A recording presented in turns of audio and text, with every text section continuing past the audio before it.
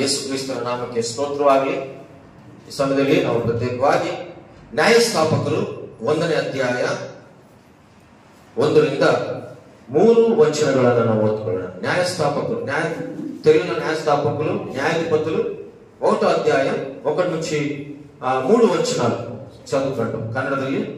ಯೆಹೋಶುವನು ಮರಣ ಹೊಂದಿದ ನಂತರ ಇಸ್ರಾಯೇಲರು ಕಾನಾನ್ಯರೊಡನೆ ಯುದ್ಧ ಮಾಡುವುದಕ್ಕೆ ನಮ್ಮಲ್ಲಿ ಮೊದಲು ಯಾರು ಹೋಗಬೇಕು ಎಂದು ಯೆಹೋವನನ್ನು ಕೇಳಲು ಆತನು ಅವರಿಗೆ ಯೆಹೂದ್ಯರು ಹೋಗಲಿ, ಇಗೋ ದೇಶವನ್ನು ಅವರಿಗೆ ಒಪ್ಪಿಸಿದ್ದೇನೆ ಅಂದರು. ಆಗ ಯೆಹೂದ್ಯರು ತಮ್ಮ ಸಹೋದರರಾದ ಸಿಮೆಯೋನ್ಯರಿಗೆ ಕಾನಾನ್ಯರೊಡನೆ ಯುದ್ಧ ಮಾಡುವುದಕ್ಕೋಸ್ಕರ ನೀವು ನಮ್ಮ ಸಂಗಡ ನಮ್ಮ ಸ್ವಾಸ್ಥ್ಯ ಭೂಮಿಗೆ ಬಂದಿರಿ, ಅನಂತರ ನಾವು ನಿಮ್ಮ ಸಂಗಡ ನಿಮ್ಮ ಸ್ವಾಸ್ಥ್ಯ ಭೂಮಿಗೆ ಬರುವು ಎಂದು ಹೇಳಲು ಅವರು ಒಪ್ಪಿ ಯೆಹೂದ್ಯರ ಜೊತೆಯಲ್ಲಿ ಯುದ್ಧಕ್ಕೆ ಹೋದರು. ನಾವು ಗಮನಿಸುವಂತ ವಾಕ್ಯ ಇದು ಪ್ರಾರಂಭದಿಂದ ಕೇಳಿದ್ರೆ ನಿಮ್ಗೆ ಅರ್ಥ ಆಗೋದು. ಈ ನಾವು ನೋಡುವಂತ ವಿಷಯ ನ್ಯಾಯಸ್ಥಾಪಕರಲ್ಲಿ ಪ್ರತ್ಯೇಕವಾಗಿ 1ನೇ ವಚನ 2-3 ವಚನಗಳನ್ನ ನಾವು ಗಮನಿಸೋಣ. ಆಮೇಲೆ ನಾವು ಮುಂದಕ್ಕೆ ಹೋಗೋಣ. ಇಲ್ಲಿ ನೋಡುವಂತ ವಿಷಯ, ತಂದೆಯಾದ ದೇವರು ಈ ಭೂಲೋಕದಲ್ಲಿ ನಮ್ಮೆಲ್ಲರಿಗೂ ಗೊತ್ತಿರುವ ಹಾಗೆ ಇಸ್ರಾಯೇಲರು ಐಗುಪ್ತ ದೇಶದಲ್ಲಿದ್ದಾಗ ಆ ಬಾನಿಸತ್ವದಿಂದ, ಅವರ ಪಾಪದಿಂದ, ಅವರ ಕಷ್ಟದಿಂದ ಬಿಡಿಸುವುದಕ್ಕೋಸ್ಕರ ತಂದೆಯಾದ ದೇವರು ಮತ್ತು ಮೋಶೆಯನ್ನು ಆತನು ಆರಿಸಿಕೊಂಡು ಎಲ್ಲಿ ಕಳಿಸಿದ? ಇಸ್ರೇಲನ್ನು ಕರ್ಕೊಂಡ್ಬರೋದಕ್ಕೆ ಈಜಿಪ್ಟ್ ದೇಶಕ್ಕೆ ಕಳಿಸಿದ. ಆವಾಗ ಮೋಶೆ ಇಸ್ರೇಲರನ್ನು ಆ ಈಜಿಪ್ಟ್ ದೇಶದಿಂದ ಅಥವಾ ಐಗುಪ್ತ ದೇಶದಿಂದ ಅವರನ್ನು ಬಿಡಿಸಿಕೊಂಡು ಬರ್ತಾ ಇದ್ದ. ಆಗ ಮೋಶೆಯ ಕೈ ಕೆಳಗೆ ಯೆಹೋಶುವನು ಇದ್ದ. ಈಗ ಮೋಶೆ ಅನೇಕ ವರ್ಷಗಳ ಕಾಲ ಇಸ್ರೇಲ್ ಪ್ರಜೆಯನ್ನು ಕಾಡಿನಲ್ಲಿ ನಡೆಸಿಕೊಂಡು ಬಂದು ಅವರಿಗೆ ಅದ್ಭುತವಾದಂತ ದೇವರು ಆಕಾಶದ ಮನ್ನವನ್ನು ಕೊಟ್ಟು ಅವರ ಬಟ್ಟೆ ಆಗಲಿ ಅವರ ಚಪ್ಪಲಿ ಯಾವುದೂ ಕೊಳೆಯದ ಹಾಗೆ ದೇವರು ಅವರನ್ನು ಕಾಪಾಡ್ತಾ ಇಸ್ರೇಲರಿಗೆ. ನೀರು ಇಲ್ಲದ ಪರಿಸ್ಥಿತಿಗಿದ್ದಾಗ ಬಂಡೆಯಿಂದ ದೇವರು ನೀರನ್ನು ಬಂಡೆಯಿಂದ ಒದಗಿಸಿಕೊಂಡ. ಹೀಗೆ ಅನೇಕವಾದ ಅದ್ಭುತ ಕಾರ್ಯಗಳು ದೇವರು ಆ ಕೆಂಪು ಸಮುದ್ರವನ್ನು ದಾಟಿಸಿ ನಡೆಸ್ತಾ ಬಂದ ಮೋಶೆಯ ಜೊತೆ. ಮೋಶೆಗೆ ವಯಸ್ಸಾಯಿತು, ಮೋಶೆಗೆ ಮರಣದ ದಿನಗಳು ಬಂದವು. ಮೋಶೆ ಹೋದ ನಂತರ ಮೋಶೆ ಕೆಳಗಿರುವಂತ ಯೆಹೋಶುವನು ಇಸ್ರಾಯೇಲನ್ನು ನಡೆಸಬೇಕಿತ್ತು. ಈ ಯೆಹೋಶುವನು ಮೋಶೆ ಇದ್ದಷ್ಟು ದಿನ ಮೋಶೆಯ ಸಂಗಡ ಇದ್ದು ಎಲ್ಲವನ್ನು ನೋಡಿಕೊಳ್ಳುತ್ತಾ ಇದ್ದಂಥವ್ರು. ಅವಾಗ ಮೋಶೆ ಈ ಲೋಕದಲ್ಲಿ ಬಿಟ್ಟು ಹೋದ್ಮೇಲೆ ಈಗ ಆ ಇಸ್ರಾಯೇಲ್ ಜನರ ಅರ್ಧ ದಾರಿ ಬಿಡೋಕೆ ಸಾಧ್ಯ ಇಲ್ಲ. ಯಾಕೆ? ದೇವರು ಒಪ್ಪಂದ ಮಾಡಿದ್ದಾನೆ, ಕಾನಾನು ದೇಶಕ್ಕೆ ನಿಮ್ಮ ನಡೆಸ್ತೇನೆ, ಅಲ್ಲಿಂದ ನಾನು ನಿಮ್ಮನ್ನು ಬಿಡಿಸ್ತೇನೆ ಎಂಬುದಾಗಿ. ಹಾಗಾಗಿ ದೇವರ ಮಾತು ಯಾವತ್ತೂ ಒಂದನ್ನು ತಪ್ಪೋದಿಲ್ಲ. ಬೈಬಲಲ್ಲಿ ನೋಡ್ತೀವಿ, ಆತನ ಮಾತುಗಳು ಯಾವತ್ತೂ ಅಳಿಸಿ ಹೋಗೋದಿಲ್ಲ. ಶ್ರೇಷ್ಠವಾದಂತ ಮಾತು ತಂದೆಯಾದ ಯೆಹೋವ ದೇವರ ಮಾತು. ಹಾಗಾಗಿ ಈಗ ಇಸ್ರಾಯೇಲರನ್ನ ಎಲ್ಲಿವರೆಗೂ ಮೋಶೆ ನಡೆಸ ಅಲ್ಲಿಂದ ಯೆಹೋಶುವನು ಇಸ್ರೇಲ್ ನಡೆಸೋದಕ್ಕೆ ದೇವರು ಅಭಿಷೇಕಿಸಿ ಆಶೀರ್ವಾದ ಮಾಡ್ದ. ನೆಕ್ಸ್ಟ್ ಸಲ ಹೇಳಿ, ಯೆಹೋಶುವನ ಗ್ರಂಥದಲ್ಲಿ ಓದ್ಬೇಕಂದ್ರೆ ಯೆಹೋಶುವನೇ ಮೋಶೆ ಸತ್ತ ನಂತರ ಈಗ ನೀನೇನ್ ಮಾಡ್ಬೇಕು? ಇಸ್ರೇಲ್ ನಡೆಸ್ಕೋಬೇಕು. ಆದ್ರೆ ನೀನು ನಡೆಸಬೇಕಾದ್ರೆ ನೀನು ದೇವರ ವಾಕ್ಯದಲ್ಲಿ ಎಡಕ್ಕಾಗ್ಲಿ ಬಲಕ್ಕಾಗಲಿ ತಿರುಗದೆ ನೀನು ದೇವರ ವಾಕ್ಯದಲ್ಲಿ ಸ್ಥಿರವಾಗಿದ್ದು ಎಲ್ಲೂ ಎದುರದೆ ಅಂಜದೆ ನೀನು ಇವರನ್ನು ನಡೆಸ್ಕೊಳ್ಬೇಕು. ನಾನು ನಿನಗೆ ಜೊತೆಯಾಗಿ ಇರ್ತೇನೆ ಎಂಬುದಾಗಿ ದೇವರು ನಮಗೆ ನಂಬುದಾಗಿಂದ ದೇವರು ನಮ್ಮ ಜೊತೆಯಾಗಿರೋದಕ್ಕೆ ಇವತ್ತು ನಾವು ಇಷ್ಟು ಆಶೀರ್ವಾದ, ಆರೋಗ್ಯ, ಸಮಾಧಾನ, ಸಂತೋಷ ದೇವರ ಮಧ್ಯದಲ್ಲಿ ನಾವು ಬಂದಿದ್ದೇವೆ. ದೇವರ ಜೊತೆ ನಮಗಿದ್ದಾನೆ. ಹಾಗಾಗಿ ಯೆಹೋಶುವನು ಮತ್ತೆ ಇಸ್ರಾಯೇಲರನ್ನ ನಡೆಸ್ಕೊಂಡು ಬರ್ತಾ ಇದ್ದಾರೆ. ಎಲ್ಲಿಗೆ? ಕಾನಾನು ದೇಶ. ಈ ಯೆಹೋಶುವನು ನಡೆಸ್ಕೊಂಡು ಬರ್ಬೇಕಾದ್ರೂ ಅನೇಕವಾದ ಆಟಂಕಗಳು ಬಂತು ಇಸ್ರಾಯೇಲರಿಗೆ. ಎಲ್ಲಿ ಬಂತು? ಯೋರ್ದನ್ ಹೊಳೆ ಆಟಂಕ ಬಂತು. ಯೋರ್ದನ್ ಹೊಳೆ ದಾಟಬೇಕು. ಆಗ ಯೆಹೋಶುವನು ಏನ್ ಮಾಡ್ದ? ಯೋರ್ದನ್ ಹೊಳೆ ದಾಟೋದಕ್ಕೋಸ್ಕರ ನಿಮಗೆಲ್ಲರೂ ಗೊತ್ತು, ಮಂದಸವನ್ನ ಮುಂದೆ ಇರಬೇಕು, ಆಮೇಲೆ ಹೆಜ್ಜೆ ಇಡಬೇಕು, ಎಲ್ಲರೂ ಸ್ತುತಿ ಮಾಡಬೇಕು, ಆರ್ಭಟಿಸಬೇಕು. ಆ ಯೋರ್ದನ್ ಹೊಳೆಗೆ ಯಾವಾಗ ಹೆಜ್ಜೆ ಇಟ್ಟರು ಅದೇನಾಯ್ತಂದ್ರೆ ನೆಲವಾಗಿ ಮಾರ್ಪಟ್ಟಿತ್ತು. ಆ ಯೋರ್ದನ್ ಹೊಳೆ ದಾಟಿದ ಮೇಲೆ ಮತ್ತೆ ಒಂದು ಆಟಂಕ ಬಂದು ಇಸ್ರಾಯೇಲರನ್ನ ಇಲ್ಲಿ ಯೆರಿಕೋ ಗೋಡೆ ಬೀಳಿಸಬೇಕಾಗಿತ್ತು. ದೇವರು ಅವರು ಸ್ತುತಿ ಮಾಡಿ ಯೆರಿಕೋ ಗೋಡೆಯನ್ನು ಬೆಳೆಸಿದ್ರು. ಇಸ್ರಾಯೇಲ್ ಪ್ರಜೆಗಳನ್ನ ಯೆಹೋಶುವ ನಡೆಸ್ಕೊಂಡು ಬಂದ. ಹೀಗೆ ಯೆಹೋಶುವನು ಇಸ್ರಾಯೇಲರಿಗೆ ಕಾವಲಾಗಿದ್ದು, ಅಧಿಪತಿ ಆಗಿದ್ದು ಅವರನ್ನ ಬಹಳ ಜಾಗ್ರತೆಯಿಂದ ಕಾಪಾಡ್ಕೊಂತ ಬಂದ. ಈಗೇನಾಯ್ತು ಅಂದ್ರೆ ಯೆಹೋಶುವನು ಸಹ ಮರಣ ಹೊಂದಿದ. ಮತ್ತೆ ಇಸ್ರಾಯೇಲರು ಎಲ್ಲಾಗಿದ್ದಾರೆ? ಅರ್ಧ ದಾರಿಯಲ್ಲಿ ನಿಂತೋಗ್ಬಿಟ್ಟಿದ್ದಾರೆ. ಆ ವಾಕ್ಯ ನ್ಯಾಯಸ್ಥಾಪಕನ ನಿಮ್ಗೆ ಓದಿಸಿದ್ದೀನಿ. ಏನ್ ಓದಿಸಿದೀನಿ? ಎಲ್ಲರೂ ಸಿಗ್ಬೇಕಾದ್ರೆ ಓದೋಣ ಒಂದು ಸಾರಿ. ಎಲ್ಲರೂ ಯೆಹೋಶುವನು ಮರಣ ಹೊಂದಿದ ನಂತರ ಇಸ್ರಾಯೇಲ್ಯರು ಕಾನಾನ್ಯರೊಡನೆ ಯುದ್ಧ ಮಾಡುವುದಕ್ಕೆ ನಮ್ಮಲ್ಲಿ ಮೊದಲು ಯಾರು ಹೋಗಬೇಕು ಎಂದು ಯೆಹೋವನನ್ನು ಕೇಳಲು ಆತನು ಅವರಿಗೆ ಯೆಹೂದ್ಯರು ಹೋಗಲಿ ಅಂತ ಕೇಳ. ಮೋಶೆ ಸತ್ತ ಮೇಲೆ ಯಾರು ಕೇಳಿದ? ದೇವರೇ ಹೇಳ್ದ, ಯೆಹೋಶುವನೇ ನೀನೇ ಇಸ್ರಾಯೇಲ್ ನಡೆಸು. ಯೆಹೋಶುವನು ನಡೆಸ್ಕೊಂಡು ಬಂದ. ಯೆಹೋಶುವನು ಸತ್ತ ಮೇಲೆ ಈಗ ಯಾರು ದೇವರು ಯಾರನ್ನ ಇನ್ನೂ ಹೇಳಿಲ್ಲ, ಯಾರು ನಡೆಸಬೇಕು ನೀವು ಅಂತೇಳಿ ಯಾರು ಹೇಳಿಲ್ಲ. ಈಗ ಇವ್ರಿಗೆ ಹೆದರಿಕೆ ಆಗುತ್ತಿದೆ. ಈಗ ಯಾರು ನಮಗೆ ನಾಯಕರು? ನಮ್ಮನ್ನು ಈ ಇಸ್ರಾಯೇಲರನ್ನು ಈ ಒಂದು ಪ್ರತ್ಯೇಕ ಕಾನಾನ್ ದೇಶಕ್ಕೆ ನಡೆಸೋದಕ್ಕೆ ಯಾರು ನಮಗೆ ನಾಯಕರು? ಅವ್ರ ಮೇಲೆ ಯುದ್ಧ ಮಾಡೋದಕ್ಕೆ ಯಾರು ನಮಗೆ ಬೇಕು? ಇವರಲ್ಲಿ ಗಲಿಬಿಲಿ ಆಗೋಯ್ತು. ಆ ಸಮಯದಲ್ಲಿ ಎಲ್ಲರೂ ಒಟ್ಟಾಗಿ ಸೇರಿ ಆ ಪ್ರಭುವಲ್ಲಿ ಪ್ರಾರ್ಥನೆ ಮಾಡಿದ್ರು. ಎಲ್ಲರೂ ಒಟ್ಟಾಗಿ ಸೇರಿ ದೇವರಲ್ಲಿ ಪ್ರಾರ್ಥನೆ ಮಾಡಿದ್ರು. ನಮ್ಮ ಕಷ್ಟಗಳು ಬಂದಾಗ, ನಮ್ಮ ಕುಟುಂಬದಲ್ಲಿ ಎಲ್ಲರೂ ಒಟ್ಟಾಗಿ ಸೇರಿ ಪ್ರಾರ್ಥನೆ ಮಾಡಿದಾಗ ದೇವರು ಉತ್ತರ ಕೊಡ್ತಾನೆ. ನಮಗೆ ಸಮಸ್ಯೆಗಳು ಬಂದಾಗ, ರೋಗಗಳು ಬಂದಾಗ ನಾವು ಪ್ರಾರ್ಥನೆ ಮಾಡಿದಾಗ ದೇವರು ನಮ್ಗೆ ಸಹಾಯ ಮಾಡ್ತಾನೆ. ಹಾಗೆ ಇಲ್ಲೇನ್ ಮಾಡಿದ್ರೆ ಇವರಿಗೆ ಬಹಳ ಹೆದರಿಕೆ ಆಯ್ತು. ಈಗ ಯೆಹೋಶುವನು ಮತ್ತು ಇಸ್ರಾಯೇಲರನ್ನು ಕಾನಾನ್ಯರ ಯುದ್ಧ ಮಾಡುವುದಕ್ಕೆ ನಮ್ಮಲ್ಲಿ ಮೊದಲು ಯಾರು ಹೋಗ್ಬೇಕು ಎಂದು ಯೆಹೋವನನ್ನು ಕೇಳ್ತಾ ಇದ್ದಾರೆ ಎಲ್ಲರೂ. ಆವಾಗ ದೇವರು ಯಾರನ್ನು ನಾಯಕರನ್ನಾಗಿ ಮಾಡಿಲ್ಲ. ಯೆಹೋಶುವನು ಆದ್ಮೇಲೆ ಕಾಲೇಬಳಿಯ ಒತ್ನೇಲಿದ್ದನು. ಒತ್ನೇಲಲ್ಲಿ ಹೆಸರು ಹೇಳಿಲ್ಲ ದೇವರು. ದೇವರಿಗೆ ಇಷ್ಟವಿಲ್ಲ. ಈಗ ದೇವರು ಏನ್ ಮಾಡಿದ್ರೆ, ಇವರು ಮೊರೆ ಕೇಳಿ ಪ್ರಾರ್ಥನೆ ಕೇಳಿ ಏನ್ ಹೇಳಿದಂದ್ರೆ, ನಿಮ್ಮಲ್ಲಿ 2ನೇ ವಚನ, ಯೆಹೋವನನ್ನು ಕೇಳಲು ಆತನವರಿಗೆ ಯೆಹೂದ್ಯರು ಹೋಗಲಿ, ಇಗೋ ದೇಶವನ್ನು ಅವರಿಗೆ ಒಪ್ಪಿಸಿದ್ದೇನೆ. ಏನಾಯ್ತು? ಇಸ್ರಾಯೇಲ್ ಜೊತೆಯಲ್ಲಿ ಇವರೆಲ್ಲರೂ ಯೆಹೂದ್ಯರಿದ್ದರು. ಹಾಗಾಗಿ ಏನಾಯ್ತು ಅಂದ್ರೆ, ಯೆಹೋಶುವನು ಮರಣ ಹೊಂದಿದ ಮೇಲೆ ಇಸ್ರಾಯೇಲರು ಕರ್ತನನ್ನು ಕೇಳ್ಕೊಂಡ್ರು, ಯಾರಪ್ಪ ಹೋಗ್ಬೇಕು ಕಾನಾನ್ಯರನ್ನು ಯುದ್ಧ ಮಾಡೋದಕ್ಕೆ? ಯಾರು ಸಾಮರ್ಥ್ಯ? ಯಾರು ಸ್ವಾಮಿ ಯುದ್ಧ ಮಾಡಿ ಆ ಕಾನಾನು ದೇಶಕ್ಕೆ ಪ್ರವೇಶಿಸಲಿಕ್ಕೆ ಸಾಮರ್ಥ್ಯ ಎಂದಾಗ ದೇವರು ಹೇಳಿದ್ದಾನೆ, ಈಗ ಯೆಹೂದ್ಯರು ಮಾತ್ರ ಹೋಗ್ಬೇಕು. ಯಾಕೆ? ದೇವರು ಪ್ರಾಮಿಸ್ ಮಾಡಿದ್ದಾನೆ. ಏನ್ ಮಾಡಿದ್ದಾನೆ ನೋಡಿ, ಯೆಹೂದ್ಯರು ಹೋಗಲಿ, ಈಗ ದೇಶವನ್ನು ಅವರಿಗೆ ಒಪ್ಪಿಸಿದ್ದೇನೆ ಎಂಬುದಾಗಿ ದೇವರು ಹೇಳ್ತಾರೆ. ತೆಲುಗು ಮಾಟ ಚದవండి. ఇక్కడ తెలుగులో బాగుంది, యెహోవా దేశమును యూద వంశస్థులకు ఇచ్చి ఉన్నాను.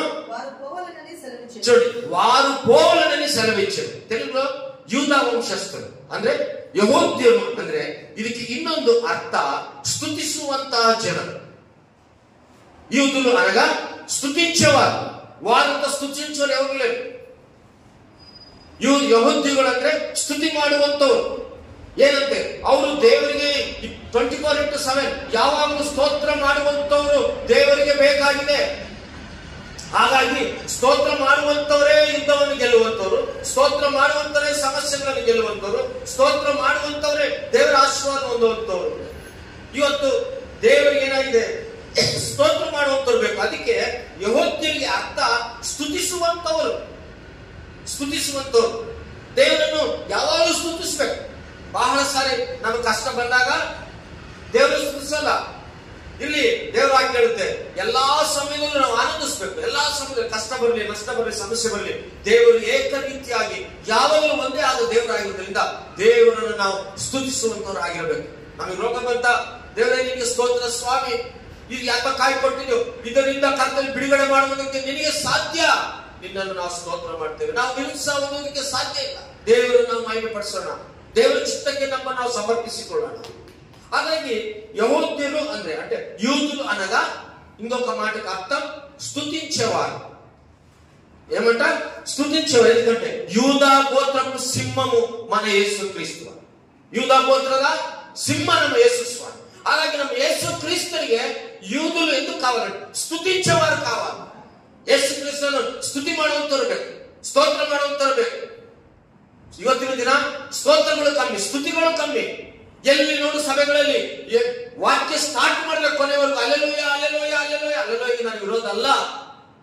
ದೇವರಿಗೆ ಸ್ತೋತ್ರ ಮಾಡುವಂತರು ಬೇಕು, ಸ್ತುತಿಯನ್ನು ಸಲ್ಲಿಸುವಂತರು ಬೇಕು.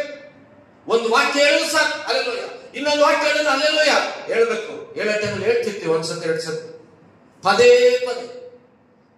ಒಬ್ರು ದೇವ್ರ ವಾಕ್ಯವನ್ನು ಹೇಳ್ತಿರ್ತಾರೆ. ಒಬ್ಬರು ಪಾಸ್ಟರ್ ಎಲ್ಲಿ ಒಂದು ಮದುವೆ ಮನೆಗೆ ಹೋಗಿದ್ದಾರೆ. ವಾಕ್ಯ ಹೇಳ್ತಾ ಇದ್ದಾರೆ.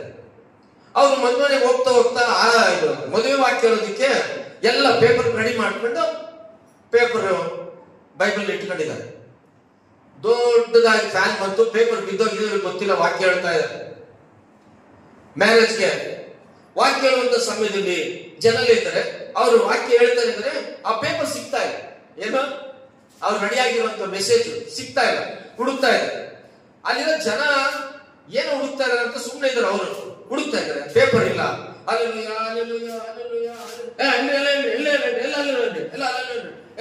ಹುಡುಕ್ತಾ ಇದ್ದಾರೆ, ಸಿಗ್ತಾ ಇಲ್ಲ. ಅವಾಗ ನನ್ನಂತವ್ರು ಅಥವಾ ಅಣ್ಣ ಅಂತವ್ರು ಹಸಿ ಅಂತವ್ರು ನೋಡ್ಬಿಟ್ಟು, ಇವ್ರು ಪೇಪರ್ ಹುಡುಕ್ತಾ ಇದಾರೆ ಅಂತ ಹೇಳಿ, ಸರ್ ನೀವು ಪೇಪರ್ ಇಟ್ಟಿದ್ದೀರ ಅಂತ ತಂದ್ಕೊಟ್ರು ಫಾಸ್ಟ್.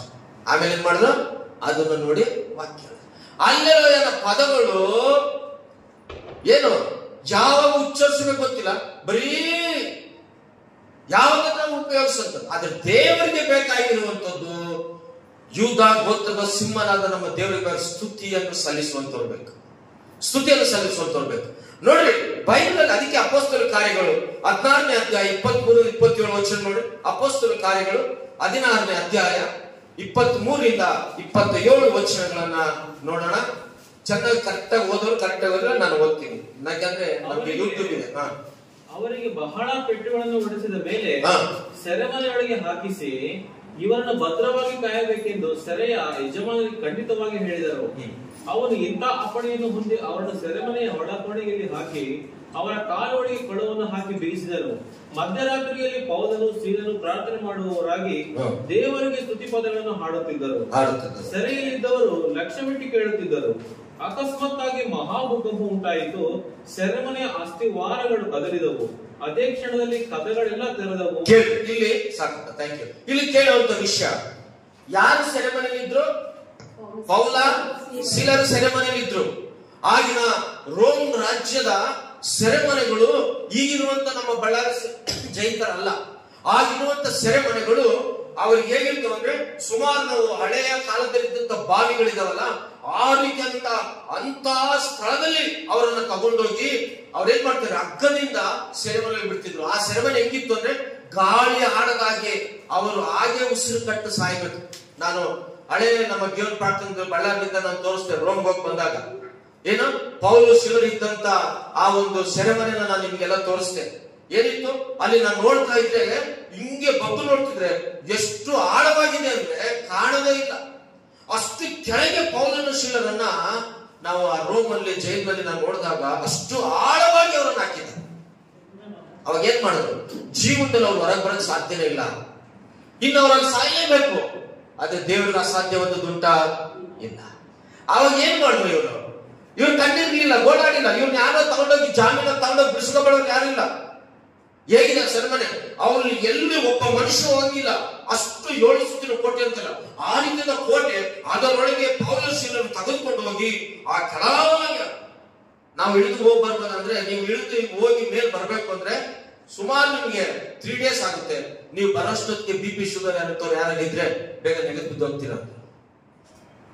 ಅಷ್ಟು ಆಳವಾದಂಥದ್ದು. ಅಂತಹ ಸ್ಥಳದಲ್ಲಿ ಸ್ತುತಿಸುವಂತವ್ರು ಬೇಕು, ದೇವರಿಗೆ ಸ್ತೋತ್ರ ಮಾಡುವಂತವ್ರು ಬೇಕು, ದೇವರಿಗೆ ಘನಪಡಿಸುವಂತವ್ರು ಬೇಕು. ಯಾಕೆ? ಜೀವ ಸ್ವರೂಪನಾದ ದೇವರು, ಸೃಷ್ಟಿಕರ್ತನಾದ ದೇವರು, ಆತನೊಬ್ಬನೇ ಈ ಭೂಲೋಕವನ್ನು ಎಲ್ಲ ವಿಧದಲ್ಲೂ ನಡೆಯಿಸಬಲ್ಲಂತ ದೇವರು. ಆತನಿಗೆ ಅಸಾಧ್ಯತೆ ಏನಿಲ್ಲ. ಆಗ ಏನ್ ಮಾಡಿದ್ರು, ಆ ಸಮಯದಲ್ಲಿ ಪೌಲ ಶೀಲರು ಏನ್ ಮಾಡಿದ್ರು, ನಾವೀಗ ಓದಿದ ವಾಕ್ಯಗಳನ್ನು ಗಮನಿಸ್ತಾ ಇದ್ದೇವೆ. 16:37 ನಾವು ಓದೋದು ಏನೋದು ಅಂದ್ರೆ, ಆ ಒಂದು ಭಯಂಕರವಾದಂತ ಸೆರೆಮನೆಯೊಳಗೆ ಕೋಣೆಗಳಿಗೆ ಹಾಕಿ ಅವರು ಕಾಲುಗಳು ಕೊಳಗಂದು ಬಿಗಿದರು.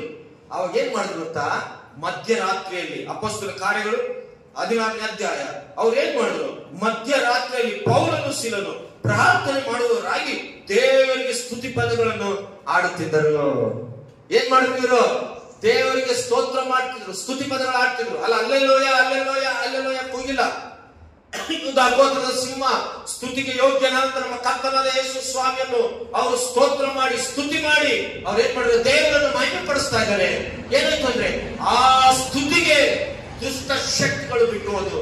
ಅವ್ರು ಮಾಡಿದ ಸ್ತುತಿಗೆ ದೇವರ ಸ್ತೋತ್ರವನ್ನು ಕೇಳಿ ಆ ಕರಗಳು ಆ ಒಂದು ಭೂಕಂಪವಾಗಿ ಅವರಿದ್ದಂತ ಸೆರೆಮನೆ ತೆರೆಯಲ್ಪಟ್ಟಿರುವುದಾಗಿ ದೇವರ ವಾಕ್ಯ ನೋಡ್ತೇವೆ. ಪ್ರಿಯರೇ, ಅದಕ್ಕೋಸ್ಕರ ದೇವರು ಯಹೂದ್ಯರನ್ನು ಯಾಕೆ ಆರಿಸಿಕೊಂಡನು?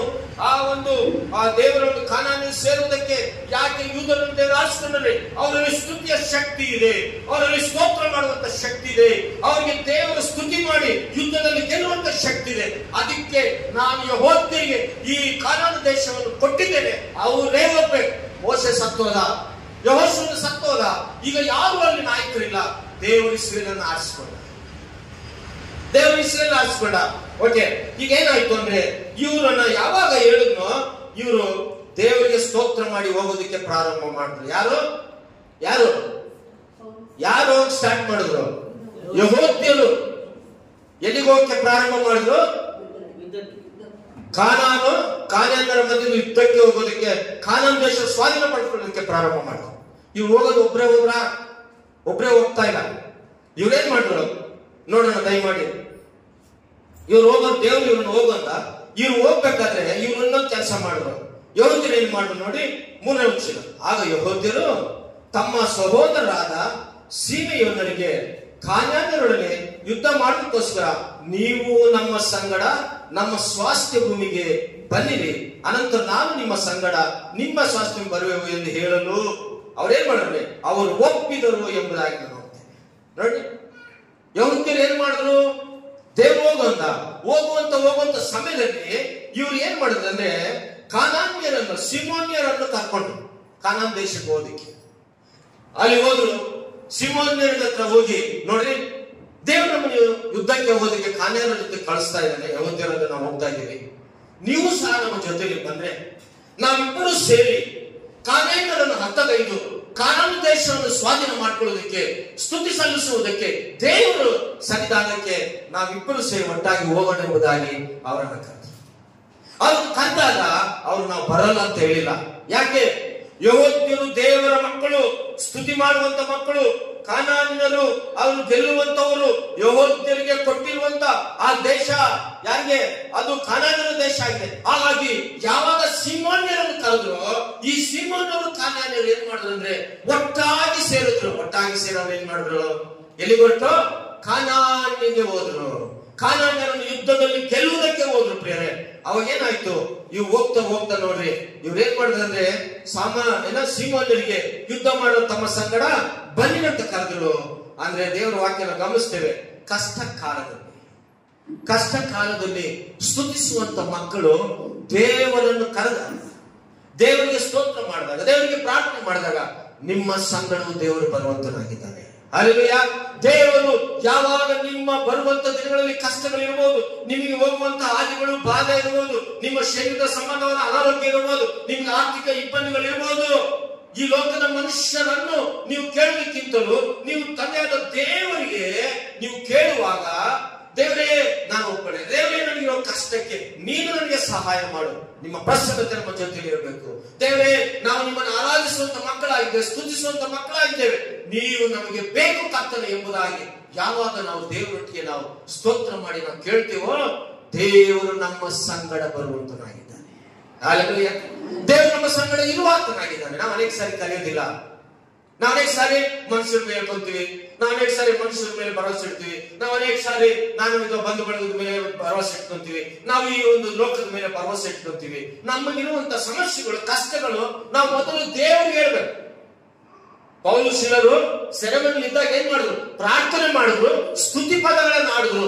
ಅವ್ರು ಇದ್ದಂತ ಸೆರೆಮನೆ ಒಡೆದು ಹೋಯ್ತು. ಹೊರಗ್ ಬಂದ್ರು ಸುಮ್ಮನಾದ್ರ. ಪೌಲುಸಿನರು ಹೊರಗೆ ಬಂದ್ರು ಸೆರೆಮನೆಯಿಂದ, ಸುಮ್ಮನೆ ಆದ್ರ. ಸೆರೆಮನೆಯಿಂದ ಅಧಿಕಾರಿ, ಅಯ್ಯೋ ಇದು ಭೂಕಂಪ ಆಗ್ಬಿಡ್ತು, ಇನ್ನು ನನ್ನ ಕಥೆ ಮುಗಿತು, ನನ್ನ ಕೆಲಸದಿಂದ ಗೌರ್ಮೆಂಟ್ ಕೆಲಸ ತೆಗೆದಾಕ್ತಾರೆ ಅಂತ ಹೇಳಿ ಅವನು ತಗೊಂಡೋಗಿ ತನ್ನ ಸಾಯಲಿಕ್ಕೆ ಪ್ರಯತ್ನ ಪಟ್ಟ. ಫೋನ್ ಹೇಳಿದ ಸೆರೆಮನೆ ಅಧಿಕಾರಿ, ನೀನು ಸಾಯ್ಬೇಡ, ನಾವ್ ಇಲ್ಲೇ ಇದ್ದೀವಿ, ನಾವು ತಪ್ಪಿಸ್ಕೊಂಡು ಹೋಗಿಲ್ಲ, ನನ್ನ ದೇವರ ಜೊತೆಯಲ್ಲಿ ಇದ್ದಾನೆ. ನಾವು ಆಡಿದ ಸ್ತುತಿ ಪದಗಳು, ಪ್ರಾರ್ಥನೆ, ನನ್ನ ಕರ್ತನಾದ ಯೇಸು ಈ ಸೆರೆಮನೆಯಿಂದ ಬಿಡಿಸಿದ್ದಾನೆ. ಭೂಕಂಪ ಆಯಿತು, ನನ್ನ ದೇವರಿಗೆ ಎಲ್ಲವೂ ಸಾಧ್ಯ, ನೀನ್ ಹೆದರಬೇಡ, ನಾವಿಲ್ಲೇ ಇದ್ದೀವಿ. ಕೊನೆಗೆ ಏನಾಯ್ತು? ಅವನಿಗೆ ಹೆದರಿಕೆ ಆಗ್ಬಿಡ್ತು. ಅಪ್ಪ, ಎಂತ ದೇವರು ಮಕ್ಕಳಪ್ಪ ಇವರು, ಎಷ್ಟೋ ವರ್ಷದಿಂದ ಎಷ್ಟೋ ವರ್ಷದಿಂದ ಈ ರೋಮ್ ಸಾಮ್ರಾಜ್ಯದಲ್ಲಿ ಇಂಥ ಸೆರೆಮನೆಯಲ್ಲಿ ಎಂತೆಂತ ಕಳ್ಳರನ್ನ ಹಾಕುದು, ಎಂತೆಂತವ್ರು ಹಾಕಿದಾಗ ಅಲ್ಲೇ ಸತ್ತು ಹೋಗಿ ಆ ಹೆಣವನ್ನು ತೆಗೆದು ಬಿಸಾಕಿದಂತವ್ರು ಅಲ್ಲಿ ನೋಡಿದಾಗ ಅವರೆಲ್ಲ ಹೆಣದ ಸಮಾಧಿ ರೋಮ್ ನಲ್ಲಿ ನಾವು ನೋಡ್ಬೇಕಾದ್ರೆ ಅವರ ಸಮಾಧಿ ಅವ್ರ ಹೆಸರು ಓದ್ತಾ ಇದ್ರೆ ಎದಕ್ಕೆ ಆಗುತ್ತೆ ಅಂತಂತ ಭಯಂಕರವಾದಂತ ಕೈದಿಗಳನ್ನು.